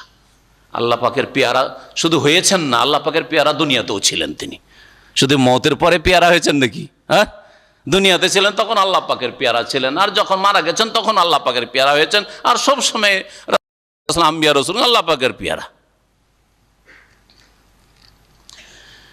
আল্লাহ পাক রব্বুল আলামিন বলছেন যে হে নবী আফাই মিত্তা, তুমি যদি মারা যাও, ফাহুমুল খালেদুন, তারা চিরকাল থাকবে না। কুল্লু নাফসিন যায়িকাতুল মউত, প্রত্যেক ব্যক্তিকে মত আস্বাদন করতেই হবে। প্রত্যেক ব্যক্তি মত আস্বাদন করবেই, মতের স্বাদ নিতেই হবে প্রত্যেক ব্যক্তিকে। ওয়ানাবলুকুম বিশ-শাররি ওয়াল খাইরি ফিতনা, আর তোমাদেরকে মন্দ আর ভালো দিয়ে আমি পরীক্ষা করে থাকি। আল্লাহ পাক মন্দ দিয়েও পরীক্ষা করেন, অনিষ্ট দিয়ে, ক্ষয়ক্ষতির দ্বারা, কষ্টের দ্বারা, আর কি দিয়ে পরীক্ষা করেন? ভালো দিয়ে পরীক্ষা করেন। মন্দ দিয়ে পরীক্ষা করলে অল্প লোক ফেল করে, আর ভালো দিয়ে পরীক্ষা করলে অধিকাংশ লোক ফেল করে। এই কথাটা শুনে রাখেন এই সাথে, আর এটাকে মিলিয়ে দেখবেন। মন্দ দিয়ে পরীক্ষা মানে জ্বর জ্বালা, অসুখ, অ্যাক্সিডেন্ট, দুর্ঘটনা হয়ে গেল, এতে অধিকাংশ মানুষ আল্লাহর দিকে ফিরে আসে, কান্নাকাটি করে যে আল্লাহ আমি কোন অপরাধ করলাম, কোন যে ভুল করেছি, আল্লাহ তুমি মাফ করে দাও, কেন এই বালা মুসিবত আসলো, ঠিক না? তাহলে অধিকাংশ লোক আল্লাহকে ধরে জড়িয়ে আল্লাহর দিকে ফিরে আসেন বালা মুসিবত আসলে। অল্প কিছু লোক অসন্তুষ্ট হয়, আল্লাহ তুমি আমাকে পেয়েছ, হ্যাঁ, যে আমার উপর সব বালা মুসিবত, একটা আমার ছেলে ছিল, একটা আমার মেয়ে ছিল, সেটাও নিয়ে নিলে। অল্প লোক গুমরা হয়, ঠিক না? হ্যাঁ, তাহলে মন্দ, টাকা পয়সা ছিল নেই, ফকির হয়ে গেল, নিঃস্ব হয়ে গেল, অল্প লোক গুমরা হয়। আর অধিকাংশ লোক না, অভাব দেখা গেছে, অশান্তি দেখা দিয়েছে, ঝড় তুফানে বাড়ি ঘর পড়ে গেছে, আল্লাহকে ধরে, আল্লাহ তুমি মাফ করো, ভুল করেছি, আল্লাহ তুমি মাফ করো, ঠিক না? অল্প লোক গুমরা হয়। পক্ষান্তরে ধন সম্পদ পেলে, টাকা পয়সা হইলে কারুনের মতো শয়তান হয়ে যায়, নেতৃত্ব পেলে ফেরাউনের মতো শয়তান হয়ে যায়। হ্যাঁ, আবু জাহাল আবুল আহাব পয়দা হয়ে যায়, ঠিক কিনা? অধিকাংশ লোক পয়সাতে খারাপ হয়, নেতৃত্ব খারাপ হয়, ভোগ বিলাসের সামগ্রী পেলে খারাপ হয়, সুখের জীবন ফেলে খারাপ হয়। দেখেন, গরিব ছিল তখন সিনেমা দেখারও পয়সা ছিল না, একদিন একটা টিকিট কিনবে 10-20 টাকা দিয়ে, সিনেমা দেখে এই পয়সা ছিল না, যার ফলে অভাবের কারণে সিনেমাও দেখেনি দেশে। কিন্তু সৌদি আরব আসার পরে দুটো পয়সা হয়েছে, তখন সুড়সুড়ি শুরু হয়েছে, যারে পয়সা কি করবো, এত পয়সা রে, তো একটা ডিশ লাগা। হ্যাঁ, ডিশ লাগে, কি দেখবো রে, তো দেখ ব্লু ফিল্ম দেখ, হ্যাঁ ব্লু ফিল্ম দেখ, আর কি কম্পিউটার নে, আর ইন্টারনেটে যত খারাপ আছে দেখ, বুঝলেন না? তাহলে পয়সাতে খারাপ করলো। অধিকাংশ লোক পয়সার কারণে গুমরা হচ্ছে, পয়সার কারণে গুমরাহ হচ্ছে। অধিকাংশ লোক বেনামাজি হচ্ছে পয়সার কারণে। অল্প কিছু লোক আছে ফুটপাতিয়া, রিক্সা চালক, আর ফুটপাতে জীবনযাপন করে, হ্যাঁ, রাস্তাঘাটেই থাকে, রাত কাটায়, এদের দুনিয়া নেই দিন নেই। অল্প কিছু লোক এইরকম গুমরাহ আছে। পেট নেই, দুনিয়ারও অশান্তি আর আখিরাতের অশান্তি। আর অধিকাংশ পয়সাওয়ালারা, ধনাঢ্যরা, নেতৃস্থানীয় ব্যক্তিরা আল্লাহর দিন থেকে সরে গেছে। কারণ কাল্লা ইন্নাল ইনসানা লা ইয়াতগা আর রাআহু ইসতাগনা, মানুষের স্বভাব হচ্ছে সীমা লঙ্ঘন করা, পাপ করা। আর রাআহু ইসতাগনা, যখন দেখে যে আমি অভাবমুক্ত হয়ে গেছি, কোনো অভাব নেই, অসুবিধা কি? নামাজ না পড়লেও অসুবিধাটা কি? রোজা না রাখলেও অসুবিধা কি? হ্যাঁ, কোনো অসুবিধা মনে হয় না, কোনো অসুবিধা। টাকার অভাব নেই, চিকিৎসা করবো, আরে বাংলাদেশে চিকিৎসা হবে না, চলে গেলাম কোথায়, সিঙ্গাপুর চলে গেলাম, কোথায় চলে গেলাম, হ্যাঁ, ইউরোপ আমেরিকা চলে গেলাম, পয়সা আছে, হ্যাঁ পয়সা আছে, 1 লাখ টাকা খরচ করে চলে, কোটি কোটি টাকা খরচ করে চলে আসছে, কোনো পরোয়া হয় না। আল্লাহর দিন বলে তাদের খেয়াল আসে না। তাহলে আল্লাহ পাক পরীক্ষা করেন মন্দ দিয়ে, ভালো দিয়ে। কিন্তু ভালো দিয়ে পরীক্ষা হইলে বেশি পরীক্ষা পড়ে যায় মানুষ, বেশি পরীক্ষা পড়ে যায়। ভালো ভালো মানুষ, নামাজি ছিল, দিনদার ছিল, মাদ্রাসায় পড়েছে, পয়সা হওয়ার পরে হারামে ডুবে গেছে, পাপে ডুবে গেছে, নামাজ ছেড়ে দিয়েছে। আল্লাহ বলছেন নবলুক বিশাররি ওয়াল খাইরি ফিতনা, আমি আল্লাহ তোমাদেরকে পরীক্ষা করব বা করি বিশাররি মন্দ দিয়ে, ওয়াল খাইরি আর ভালো দিয়ে, ফিতনা পরীক্ষা স্বরূপ, পরীক্ষা স্বরূপ আল্লাহ পাক পরীক্ষা ফেলেন। ওয়া ইলাইনা তুরজাউন, আর মনে রাখবে যে আমার কাছে তোমাদেরকে প্রত্যাবর্তিত হইতে হবে, ফিরে আসতে হবে, আমার কাছে ফিরে আসতে হবে।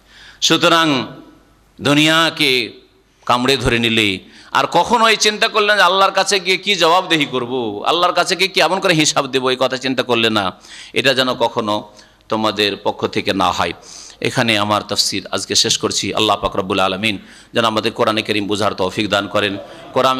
কোরআনে কারীমের প্রতি আমাদেরকে সত্যিকার অর্থে যেইভাবে ঈমান নিয়ে আসার আল্লাহ পাক নির্দেশ দান করেছেন, সেইভাবে ঈমান নিয়ে আসার তৌফিক দান করেন, সেই রকম মুমিন হওয়ার তৌফিক দান করেন, কোরআনে কারীমের প্রতি আমল করার তৌফিক দান করেন, কোরআনে কারীমের দিকে দাওয়াত দেওয়ার আহ্বান করার আল্লাহ পাক তৌফিক দান করেন, কোরআনে কারীমের প্রচার প্রসার করার আল্লাহ পাক যেন তৌফিক দান করেন। আল্লাহ পাক দিনের উপর আমাদেরকে অটলতা যেন দান করেন। আল্লাহ পাক আমাদের রমজান মাসের সিয়াম কিয়াম নেক আমল যেন কবুল করেন, আরও বেশি নেক আমলের তৌফিক দান করেন। আমাদের গাফিলতি অলসতা যেন আল্লাহ পাক দূর করে দেন। আল্লাহ পাক আমাদের আয়ুতে যেন সার্বিক দিক থেকে বরকত দান করেন, আয়ুকে যেন বৃদ্ধি করেন। সুবহানা রাব্বিকা রব্বিল ইজ্জাতি আম্মা ইয়াসিফুন ওয়া সালামুন আলাল মুরসালিন ওয়ালহামদুলিল্লাহি রাব্বিল আলামিন।